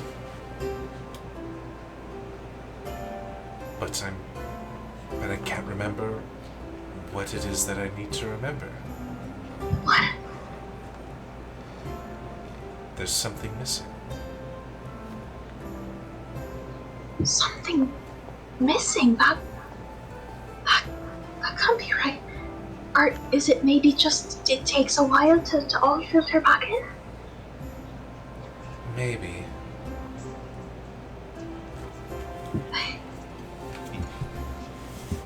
Would it- Yours. Would it You help were if we saying- threw out ideas? Yeah. Might jog my memory, but Maybe. What did you say I was saying, Veritas? You've been talking about this trip that you've been on. Yes. I still don't really understand it, but you think that might have something to do with this? Right, maybe. So we found ourselves sent back to a past version of reality, I guess, and yet a different one. We saw what happened to Backwater Deep at Still Havity's hands. How he leveled the whole city. And we saw you and the resistance and your efforts with the Black Staff. Do you remember that? I do. Mm-hmm. It was a long time ago, but yes. And Looking back at Veritas as well. and they used the Black Staff in this ritual to seal Still Havity away, to banish him to the Far Realm, which I guess was the first time he was banished and why he is banished now. Looks back. Yes. And that ritual involved using the Black Staff and its power to fuel it. It involved Laurel Silverhand using her soul fire. It involved a series of spells. A gate spell, a banishment spell, very, very powerful. And you cast some manner of illusion over the area as well before all that happened. I Yes, don't think I saw quite what that was. Was it a wall of force, kind of? It was actually a bit more simpler than that. It was just a very powerful major image, but when you know a bit about illusion, you can make what isn't real, real. That is powerful stuff. Yes, But yeah, you remember all of the spells that were used that day? I do. I do remember that, but So that's not what was needed. maybe. Well, she wouldn't give you back memories that you already had. Well, I didn't have these memories. Oh, but you said that something was missing. If that's not what's missing, then...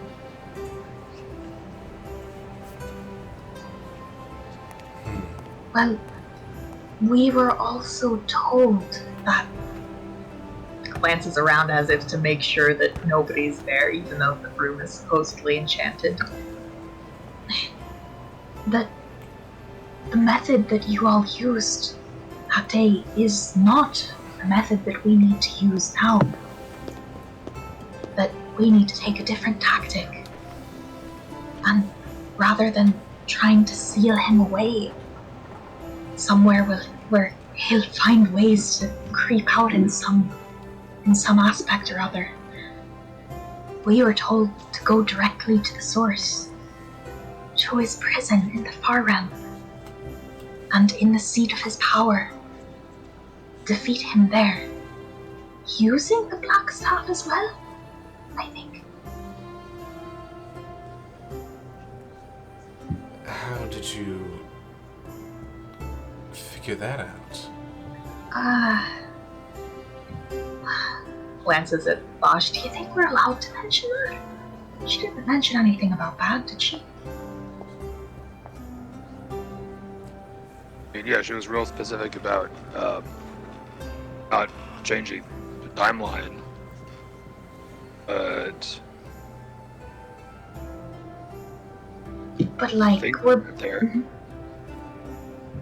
Yeah, we should be back in the present timeline now, and that's what she told us to do, so... Yeah, it should be okay. Glances back. We, after that whole stint that you witnessed, very clearly weren't supposed to be there that time. That was weird, Right. time-wise.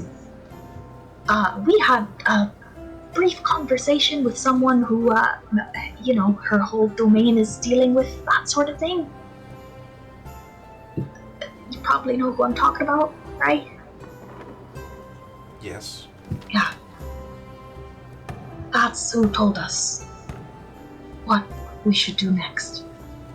If we really want to end this. She spoke to you in person? Yeah. Because you were out of time at the banishment. Yeah. I mean, she And then- seems very and then it- unhappy with Sablina, but she was Right. okay with us. Right. Was Oh, Natasha. Sablina is what she goes by now. right, that was part of the memories that got erased. So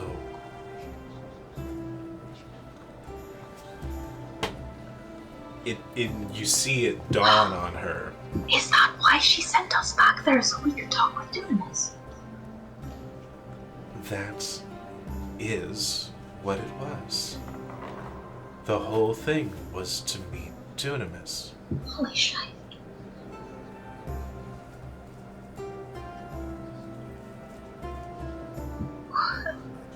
What a play.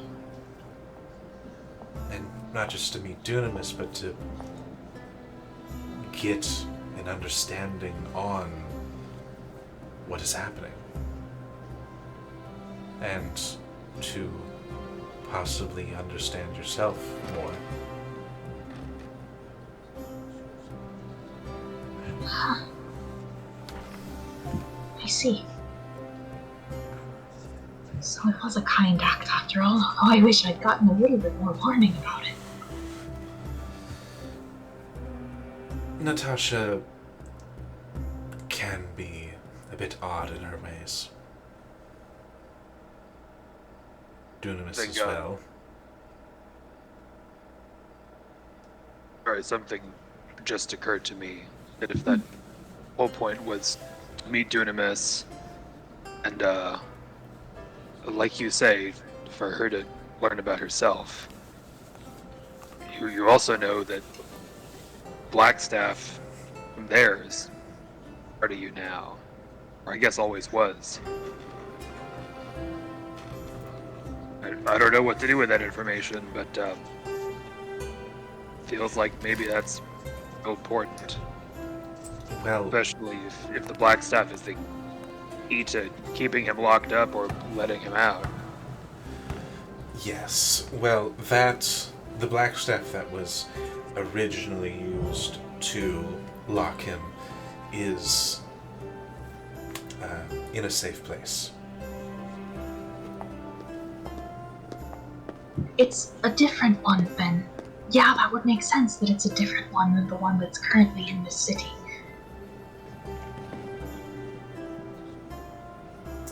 Alright. Do you think, is he aware that that's still floating around, or do you think he's only aware of the one that's here? It is in the one place that he cannot go to. Oh. What's that? The original plane or timeline that he was banished from. You see, that is where the power of the spell flows from, and so the banishment is at its strongest there. He cannot even send any of his children there. I see. Is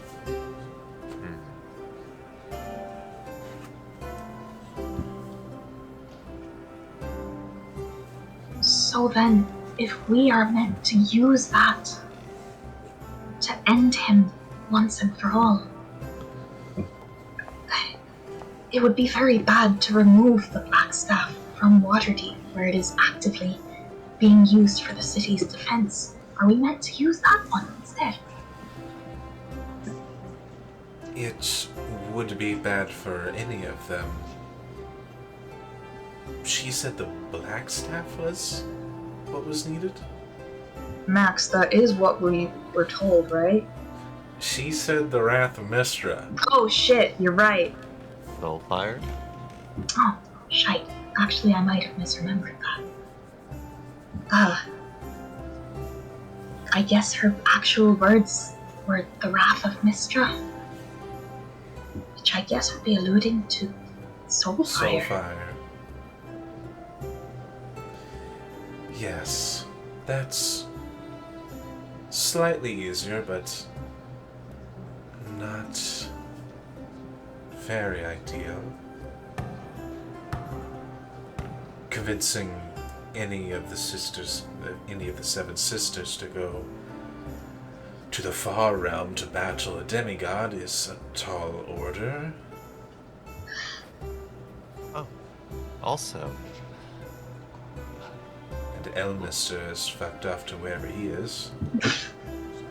Wow, sounds like no love lost there. Elminster is very full of himself. Trust me, if you met him, you'd know. Eve, should we also talk about the thing with Laurel? Yes, that's absolutely. So there's another thing.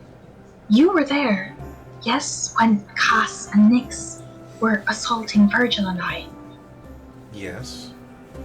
You saw them, you saw what they were like, you witnessed their power. They are dreadlords, surely, as they claimed, yes?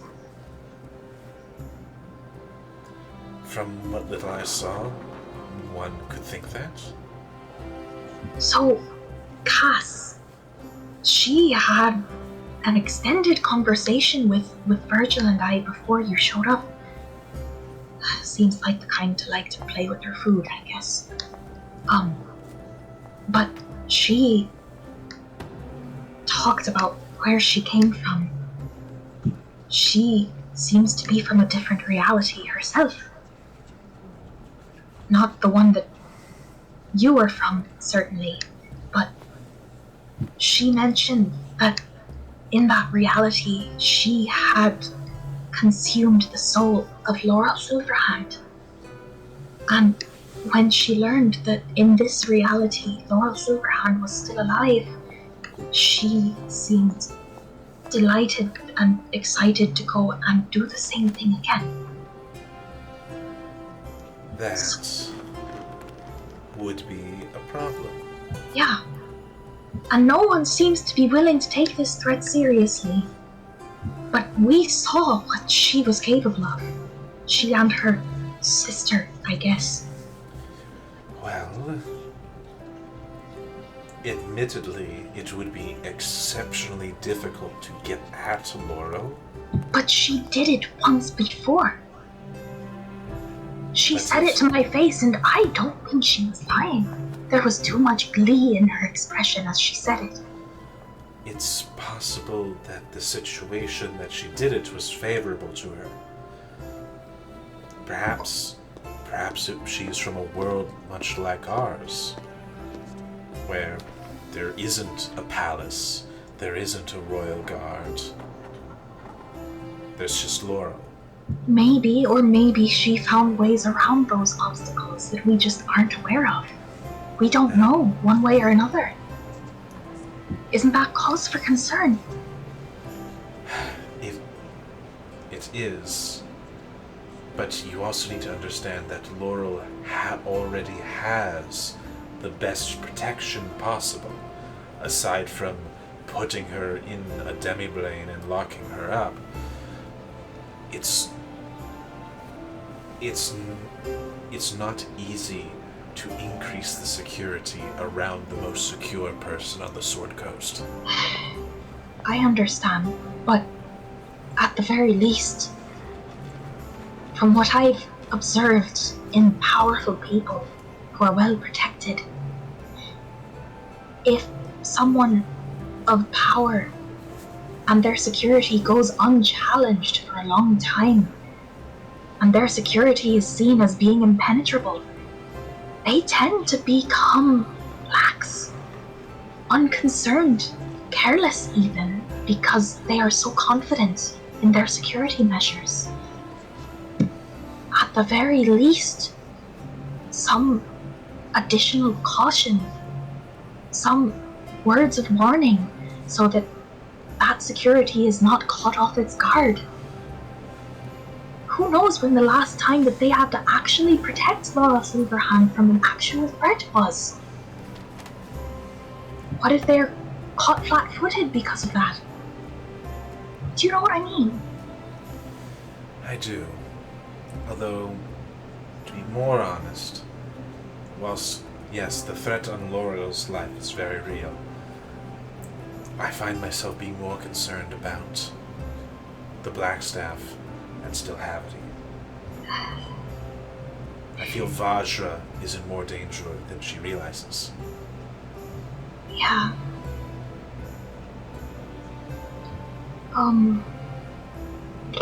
So there's one more thing I should probably mention. And as I want you, I care about Laurel very much. She helped me and Natasha in a hard time. But if a choice has to be made between the Blackstaff and her,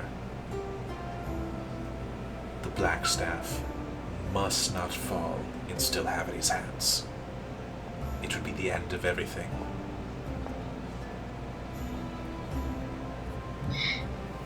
I think our focus should be there. Nyla, Yes.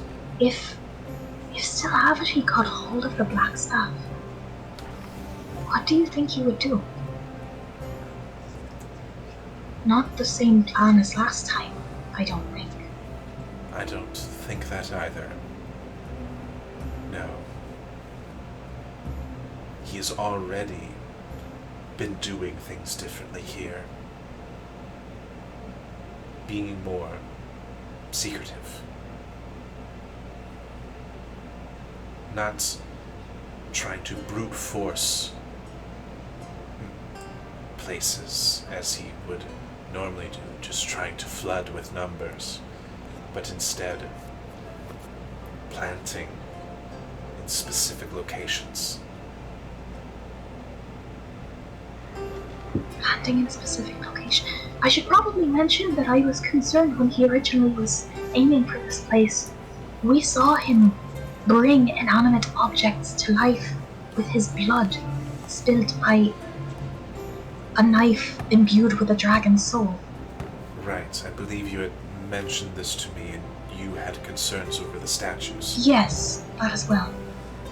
Although I don't know if that's still in the plans for him? Well, it's possible he may... No, that plan makes a lot more sense. If he animates the statues like he did with the stage, that would draw Vajra out of the Blackstaff Tower. Shite. He's been after her this whole time. There's less security there than with Laurel Silverhand? Surely. The security for her is the tower itself. That's not gonna be enough. You would be surprised. We saw Yes. it destroyed. I am aware of what you saw, but you need to understand that that was after he ate the sun. That was him at his full strength. The Blackstaff Tower is... well, it's not just a tower.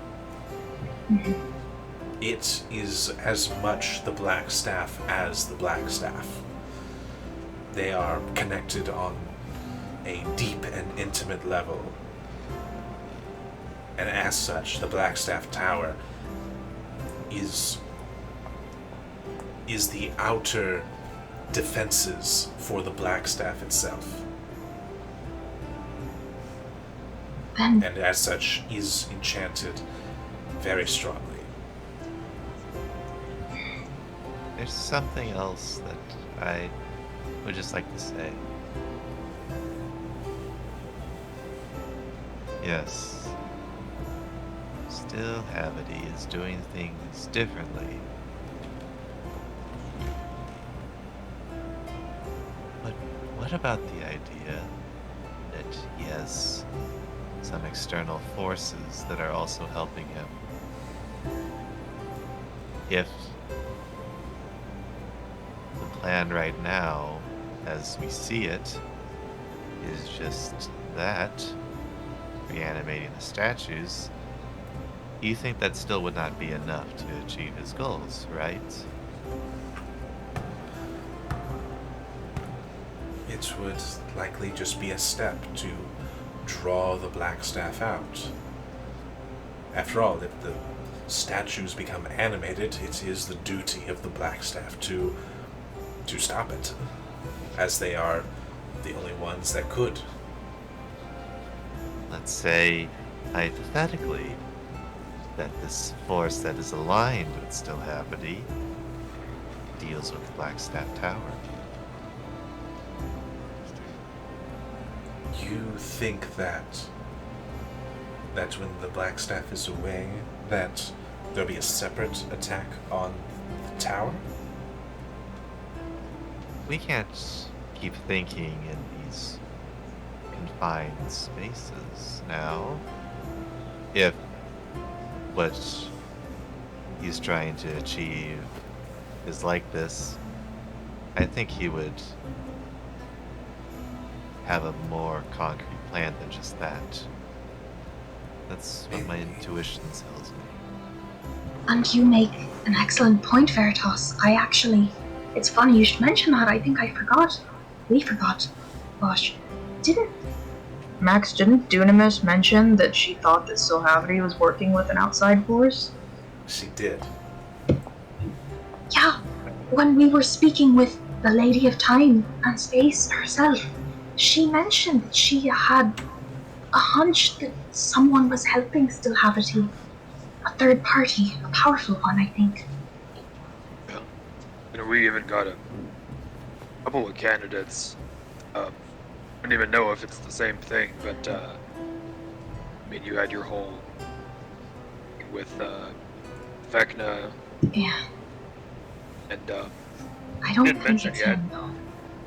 yeah, it doesn't seem like a cooperating type. No. We also didn't mention when we were in Prismere, found out about Imalkin. Right. She's had Morgana with her the whole time. She's been helping Amok, and apparently, like, there's a whole thing where she helped Morgana to like be her own person. Yeah. Veritas like is already looking like immediately down. I'm sorry. No, it's good to mention this. I don't know about her though. She seemed like she had her own goals and Yeah. wasn't just a pawn. Morgana didn't seem to have any love for Slavity and seemed to be moving on her own, but we don't know that it was always like that. It's possible that she was, I guess, deployed by Slavity to accomplish something, and then, after spending time with Greymalkin, decided to follow a different path. And So- let's not forget, I mean, we didn't really meet them, but it was all those random evil guys who were holding Zabletta hostage in the first place. Right. The League of something to do with malevolent. The League of Malevolence. Them. Yeah, those guys. Really? Natasha got duped by the League of Malevolence. Well, no, they just seemed to kind of swoop in and swoop up on the scraps that were left. She was imprisoned by a coven of hags, Lavlorna, Okay. Endelin, and Scabatha. Okay, I was a bit worried there for a moment. Yeah, no, I don't think. Those guys seem like a bunch of card-carrying punks. I don't think they would have had any chance against Zabletta. They are useless. I mean, some of them are dangerous in their own right. We kind of met one of them, I think. The lady at the stage was one, the one who animated everything around us. But against Zabletta, I don't think there's any chance.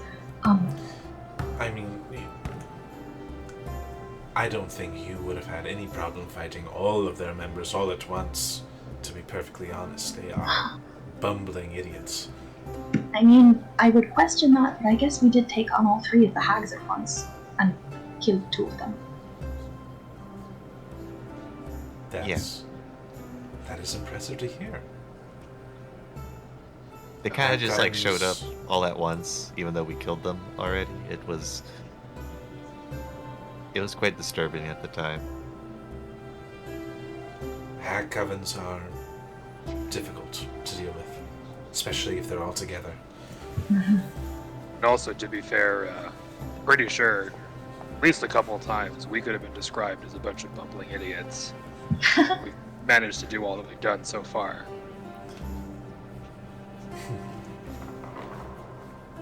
I mean, we are pretty impressive bumbling idiots, if I do say so myself. The best. Bumbling idiots.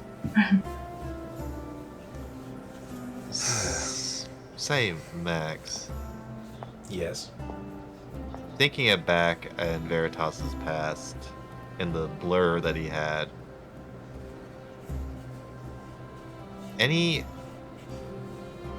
images of other figures besides Mox on the battle? Like, does he remember any of that during that time? You can go ahead and roll me an insight check. With advantage, because they have gotten, your memories have gotten kind of shaken up a little bit, so some are kind of floating to the surface now that you're Alright. delving. Insight. Let's go. Okay, a 15. You remember that prior to your experiences with those evil bags, that your method for actually traveling around both the far realm and eventually astral space were these large tentacled craft that housed many tentacled creatures.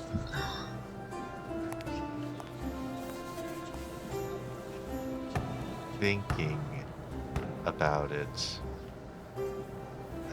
memory did surface in my mind. these weird tentacle-faced creatures. I remember them. They weren't enemies. Long ago. Mind flayers? Illithids? Yes. Well, we... Well, we already knew that Mind Flayers worked with Stillhavity. Given... If you looks over at Eve and Bosch, given the battle... the battles that happened in the days after Stillhavity ate the sun. Many encounters with Mind Flayers.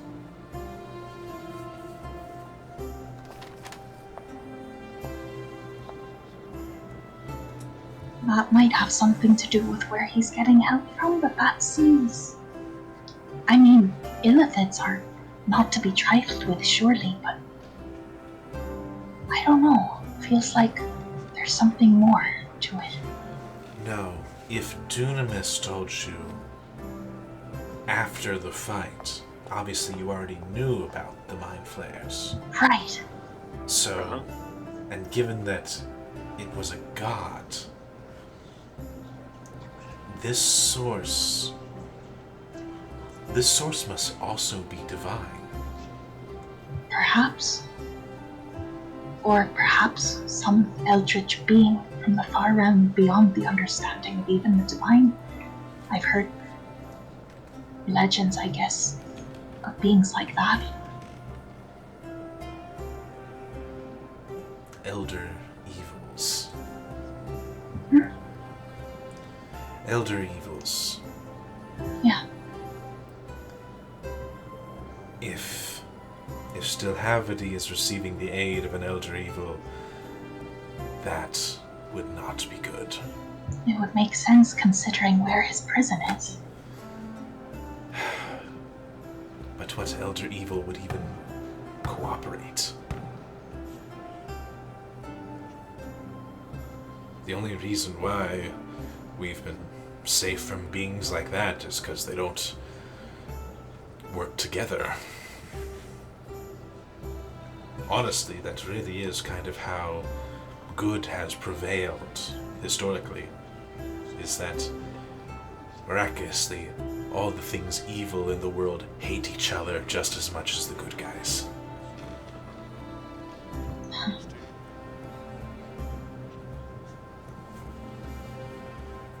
That must mean that there must be a common goal.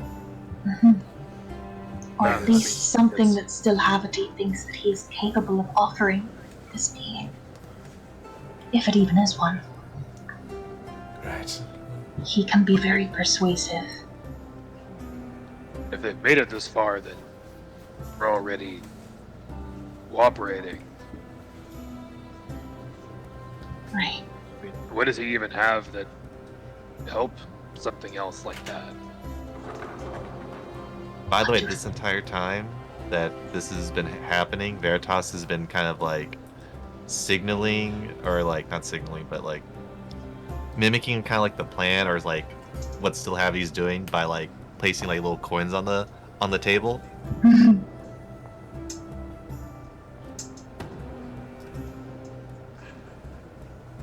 But yeah, continue.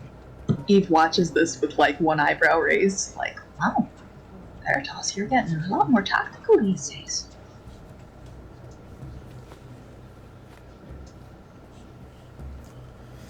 That's another thing, actually. I feel like, Nyla, whenever you speak of Stillhavity and his plans, you keep talking about him using brute force and attacking places, and is he going to attack here or launch an attack there? I feel like you're kind of underestimating his tactical capabilities. The Stillhavity that we've met is, loathsome though he may be, exceedingly clever. I don't think that you should rule out strategies that don't involve direct attacks. Things like subterfuge, sabotage, planting moles. He seems to be branching out into more subtle strategies, is all I'm saying. That might be a good thing to watch out for. That is the trend we've been seeing. Hell, he even tried to go undercover himself in person. Did I mention that he painted himself red to look like a normal tiefling and was hanging out in Phandalin playing the violin before the attack happened? That was a great bard off. That was a lot of fun, honestly. Made me really wish that he wasn't an evil asshole. Eat the Feywild! Yeah, that's us, I guess. Right. But I On those lines, should we establish some kind of like code word or something so that say we need to meet again, and kind of thinking like we just kind of sidled up, like look like a person in a hood.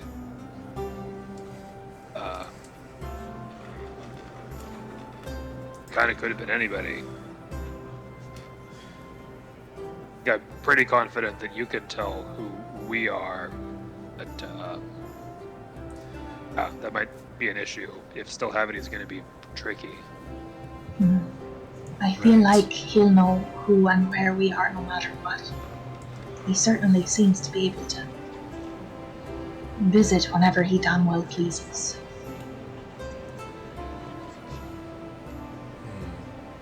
Something.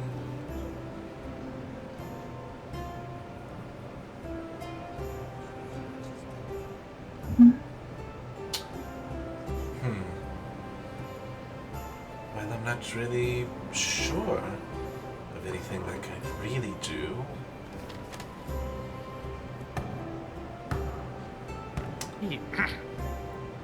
Wait, there is Pancake House? there is one thing I can do. It's unfortunately it's temporary, but my hood, it allows myself to see through it because I am myself. If I was to place a particular magical aura on yourself, you would be able to see through it as well.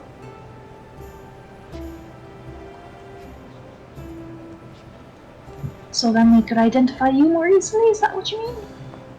It would help with visual. Yeah, I guess that would.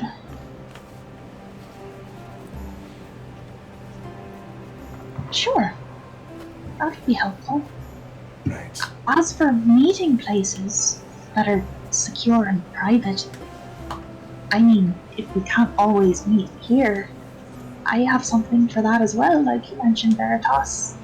Pancake House, I guess. Pancake House! Yeah. Zablino was very kind to grant me some additional magical capabilities, so I am capable of creating a temporary safe space for us to convene in. I don't think he can see inside. He certainly couldn't enter.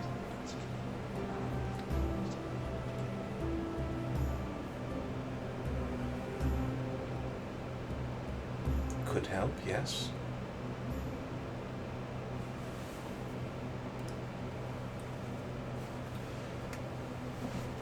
But yeah, so now that we know all this, none of that jogged any memories of what might be missing, Kyla?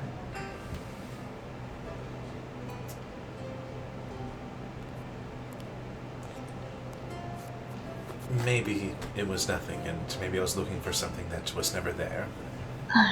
I feel confident that it was the journey itself that was the goal. Okay. I would say trust your instincts as well, though. Maybe we should have another discussion with Sabina about it. Just to be sure. Honestly, I kind of want to check up on her to make sure she's alright, since, you know, the Lady of Time and Space didn't seem thrilled with what she'd done. I would be careful with journeys to the Feywild. Oh, that's right. Shite. Maybe we shouldn't do that.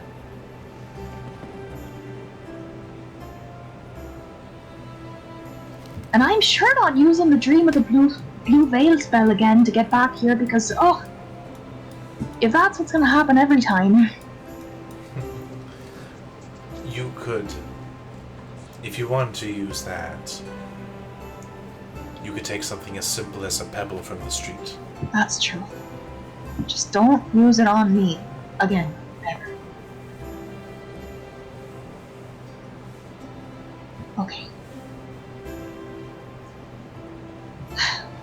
Well, all that being said, what should our next step be? That is the question, isn't it? I am still worried about Laurel and the Blackstaff, but it sounds like there's not a whole lot that we can do in that regard, aside from make sure they're aware.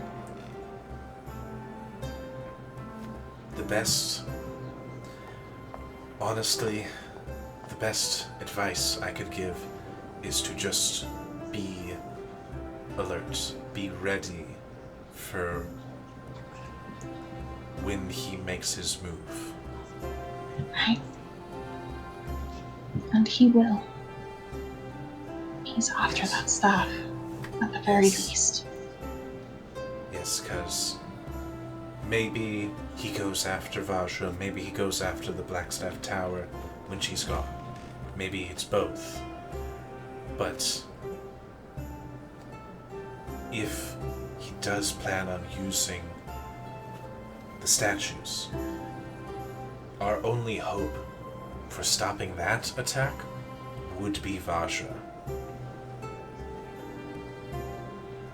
So, I suppose when the time comes, try to get to Vajra. Protect her. Okay. More than likely you'll be running in the same direction anyway. Right. Side note, we saw Vajra in the illusions in the Blackstaff chamber, right? You did, yes. So we would be familiar with her. Somewhat. Actually, because it wasn't like a person you could talk to. It was right. Like a There's something else. Eve, roll one more insight. Okay.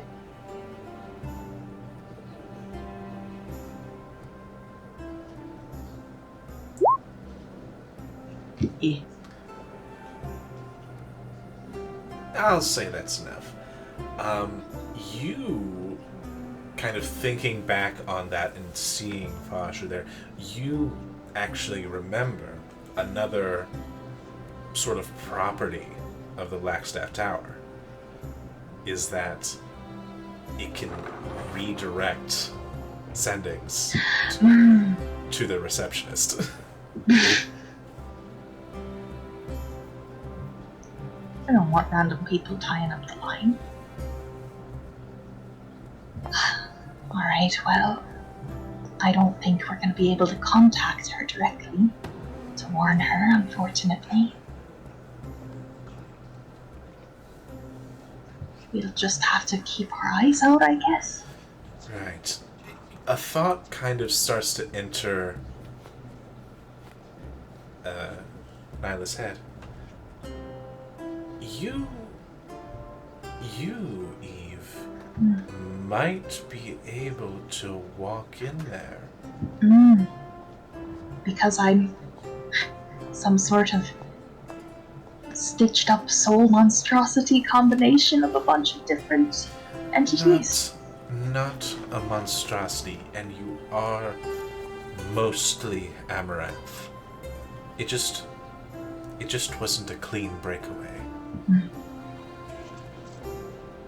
But maybe some other Blackstaffs are in there as well, in part, in pieces, maybe, Right, is what your simulacra mentioned. Right, but Amaranth was our last Blackstaff. That's true. You are, whole and whole, one Blackstaff. Granted a former, it may confuse the Blackstaff Tower now that I'm thinking about it. Yeah, was that ever... Amaranth was never here, was she? She didn't exist in this reality, did she? No. So that would be strange.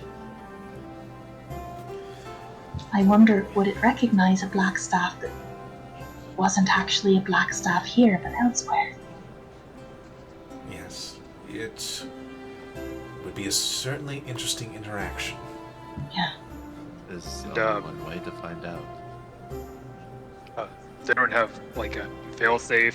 Like I know they're real confident about this tower being super magical and powerful, but or just have some guys in the lobby with hammers who deal with somebody who can get around that other stuff.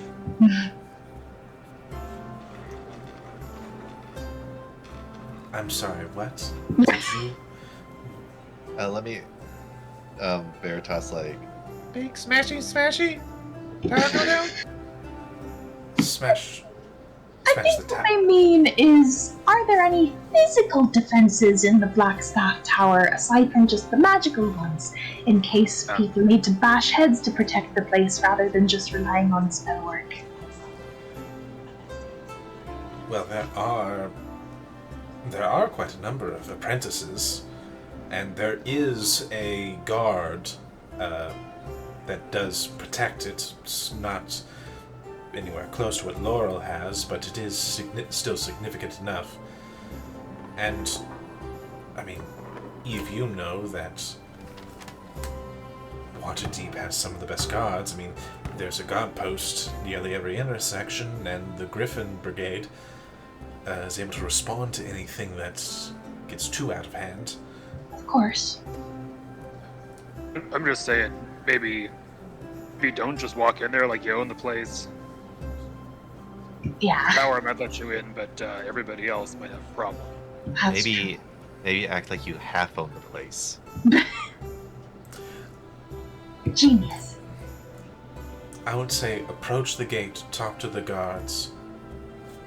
Maybe you can get an appointment. It's a lot easier to get an appointment with Vasha than it is with Laurel. Yeah. Okay, we can give that a shot. Okay. There is something that still bothers me. Mm. And looking back at the table with all the different coins, the big one that represents Delhavity, second one next to him that represents this unknown force. And then there's a bunch of coins that like stacked up together that signal the tower, Blackstaff Tower. Mm-hmm. Either way, we have to protect Vajra. And Staffy thing, Blackstaff, stays in the tower. It doesn't leave, right? It would have to go with her. Would have to go with it.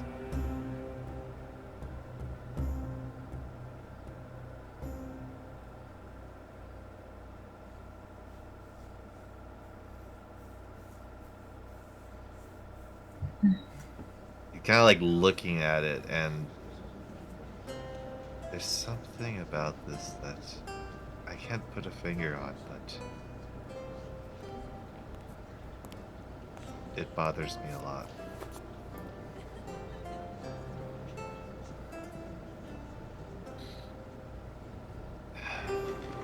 Maybe I'm thinking of it too hard.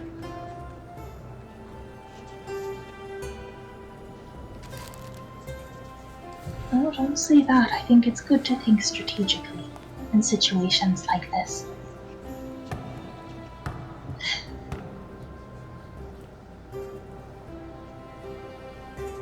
I don't know. I don't know what his plan is. But we're gonna have to be there to make sure it doesn't go well for him. Yeah. Okay. Well, we'll discuss more at another date. The stool. Yes, actually, it just occurred to me that I'm the stool. And she's going to write a letter of recommendation for you to meet Vajra. Oh, that's right. Because she's frickin' the stool, circle of 8. Oh yeah, that should open some doors, I'd say. Right, that should grease some wheels. Thank you. Very least should get you in the door, and then whatever happens, happens. That's the spirit. Right. I will see what I can do on my end. Okay. And we'll do what we can on ours. Veritas takes his hand and it just kind of like wipes over the table and all the coins disappear. Ooh. He claps a little.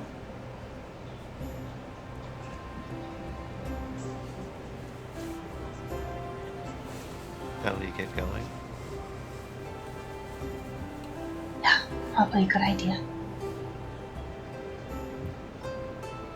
Yeah.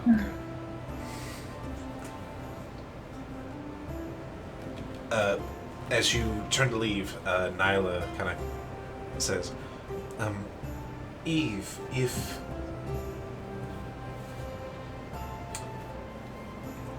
after this is over, I don't know if you would want to, but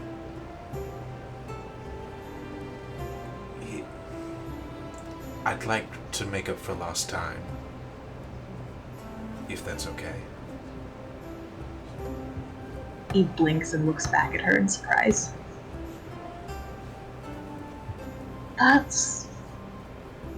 It wouldn't be too hard for you, all things considered.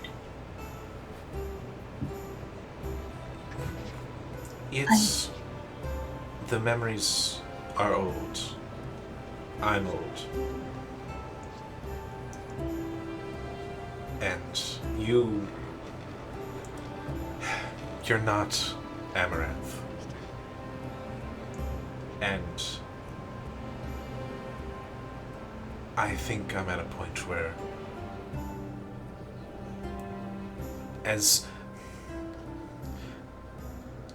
I don't have better words to say it, so I know how this is going to sound when I say it, but I'm okay with you not being Amaranth and you being Eve.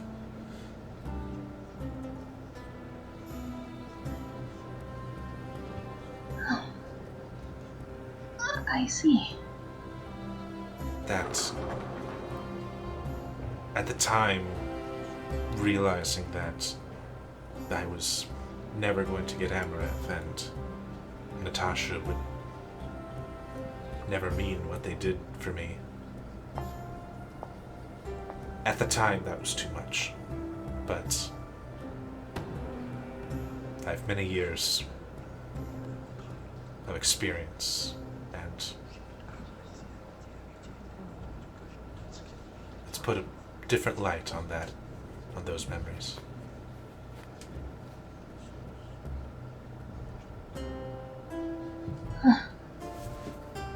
Alright, then if that's the case, then yeah, I'd like that very much. Yes.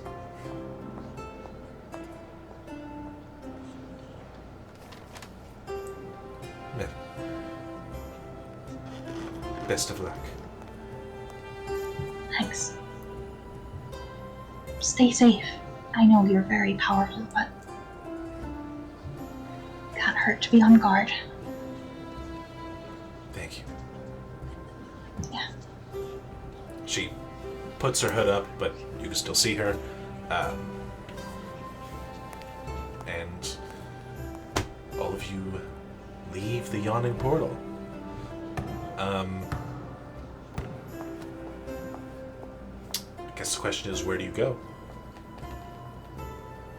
That was kind of a full day. Yeah, That was... Yeah.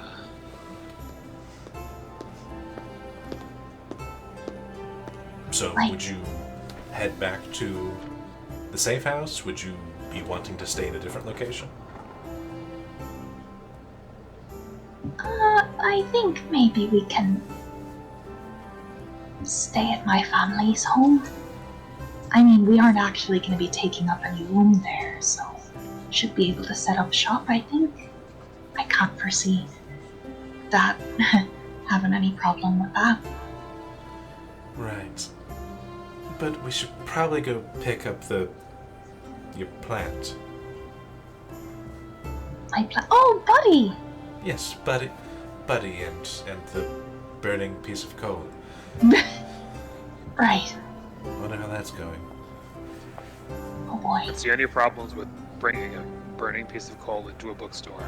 Oh no. And leaving one with a very flammable bush. Let's jog, why don't we? Alright. You quickly head back to the safe house to retrieve your bushy and fiery friends.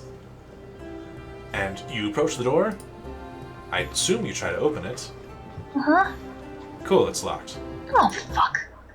Oh no.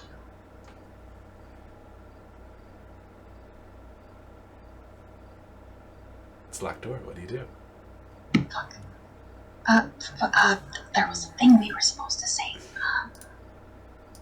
Isn't that when somebody knocks on the door and we're on the inside? Oh shit, you're right. Okay, then I guess we... Nope, keep on. I guess we knock on the door and be prepared to say the thing? Do you guys remember the thing? What thing? Oh no.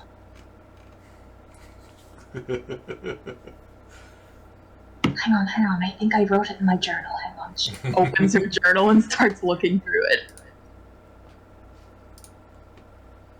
I definitely wrote it down somewhere. No, I don't like that either. Actually, I'm just gonna have to wait.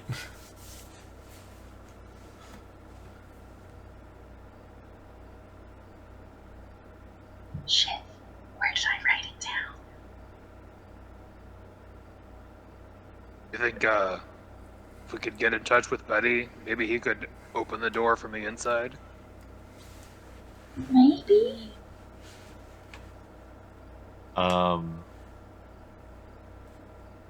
Telepathic. Try to connect on the other side With Buddy? with Buddy. Okay.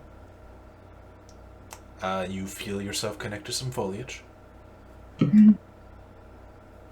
Buddy. Oh, hello! Hi. Is everything alright in there? We're trying to get in, but it's locked. Oh, yeah, the really scared man ran in here and went to the bathroom. I can unlock it, and you hear from the other side of the door this little shuffling of leaves and stuff.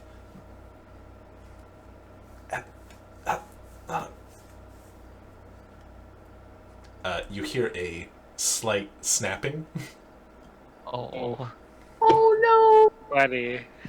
I'm not strong enough to pull the latch. And then you get a flash of panic in your mind from Buddy. Buddy's panicking. There's a scared person. But yeah, Buddy just got a. Buddy just saw something that scared him, Oh, and you hear a click as the lock opens.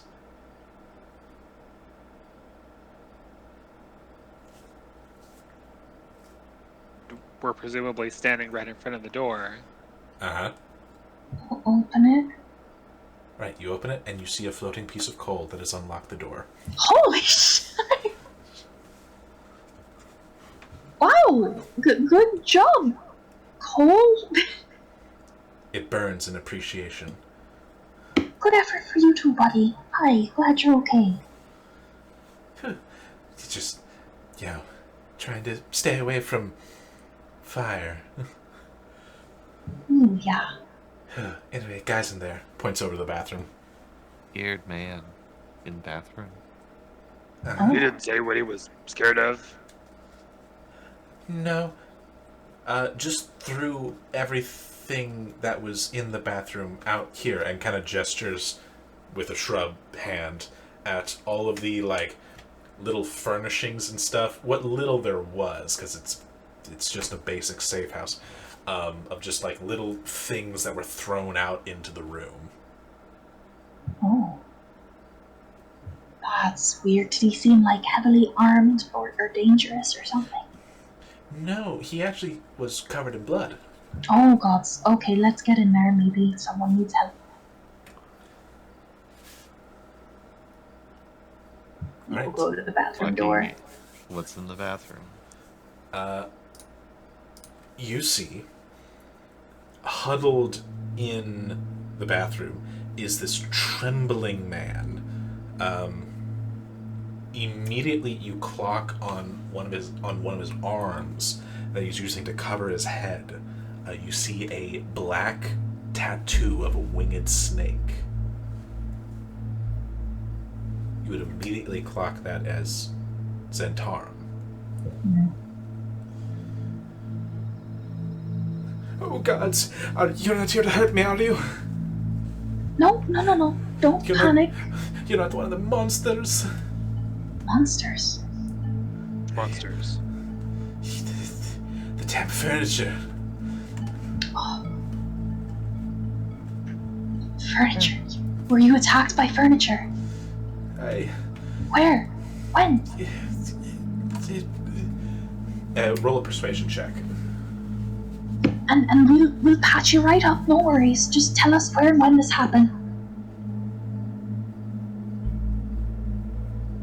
You're safe now. Right. Another safe house. We were having a meeting. Big get together, trying to figure out what was going on with the Xanathars. And then the damn furniture came alive. It was a slaughter. Everyone's dead. Shite. Oh my god. And that's where we're going to leave off this session.